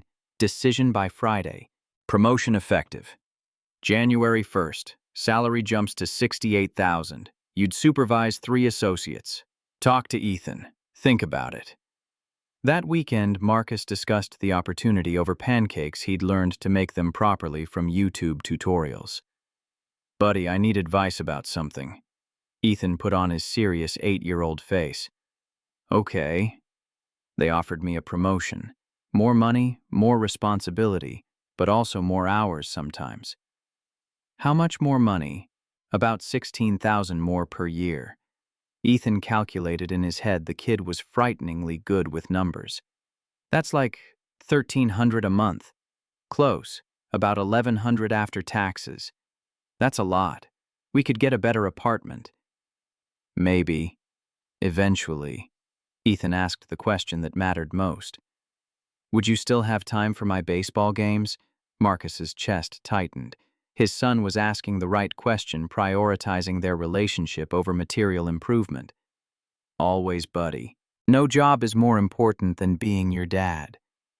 Ethan thought seriously for several seconds. Then do it, Dad. We could save money. Maybe get a car that doesn't break. Maybe even college fund for me. Marcus's throat closed. You're thinking about college already. Ethan's matter-of-fact tone carried wisdom beyond his years. Mrs. Henderson says college is expensive. I don't want you to struggle to pay for me later. If you make more now, it'll be easier then. 8 years old and trying to ease his father's future burden. Deal. I'll accept the promotion. For both of us. Monday. Marcus told Robert his decision. Welcome to management. Now the real work begins.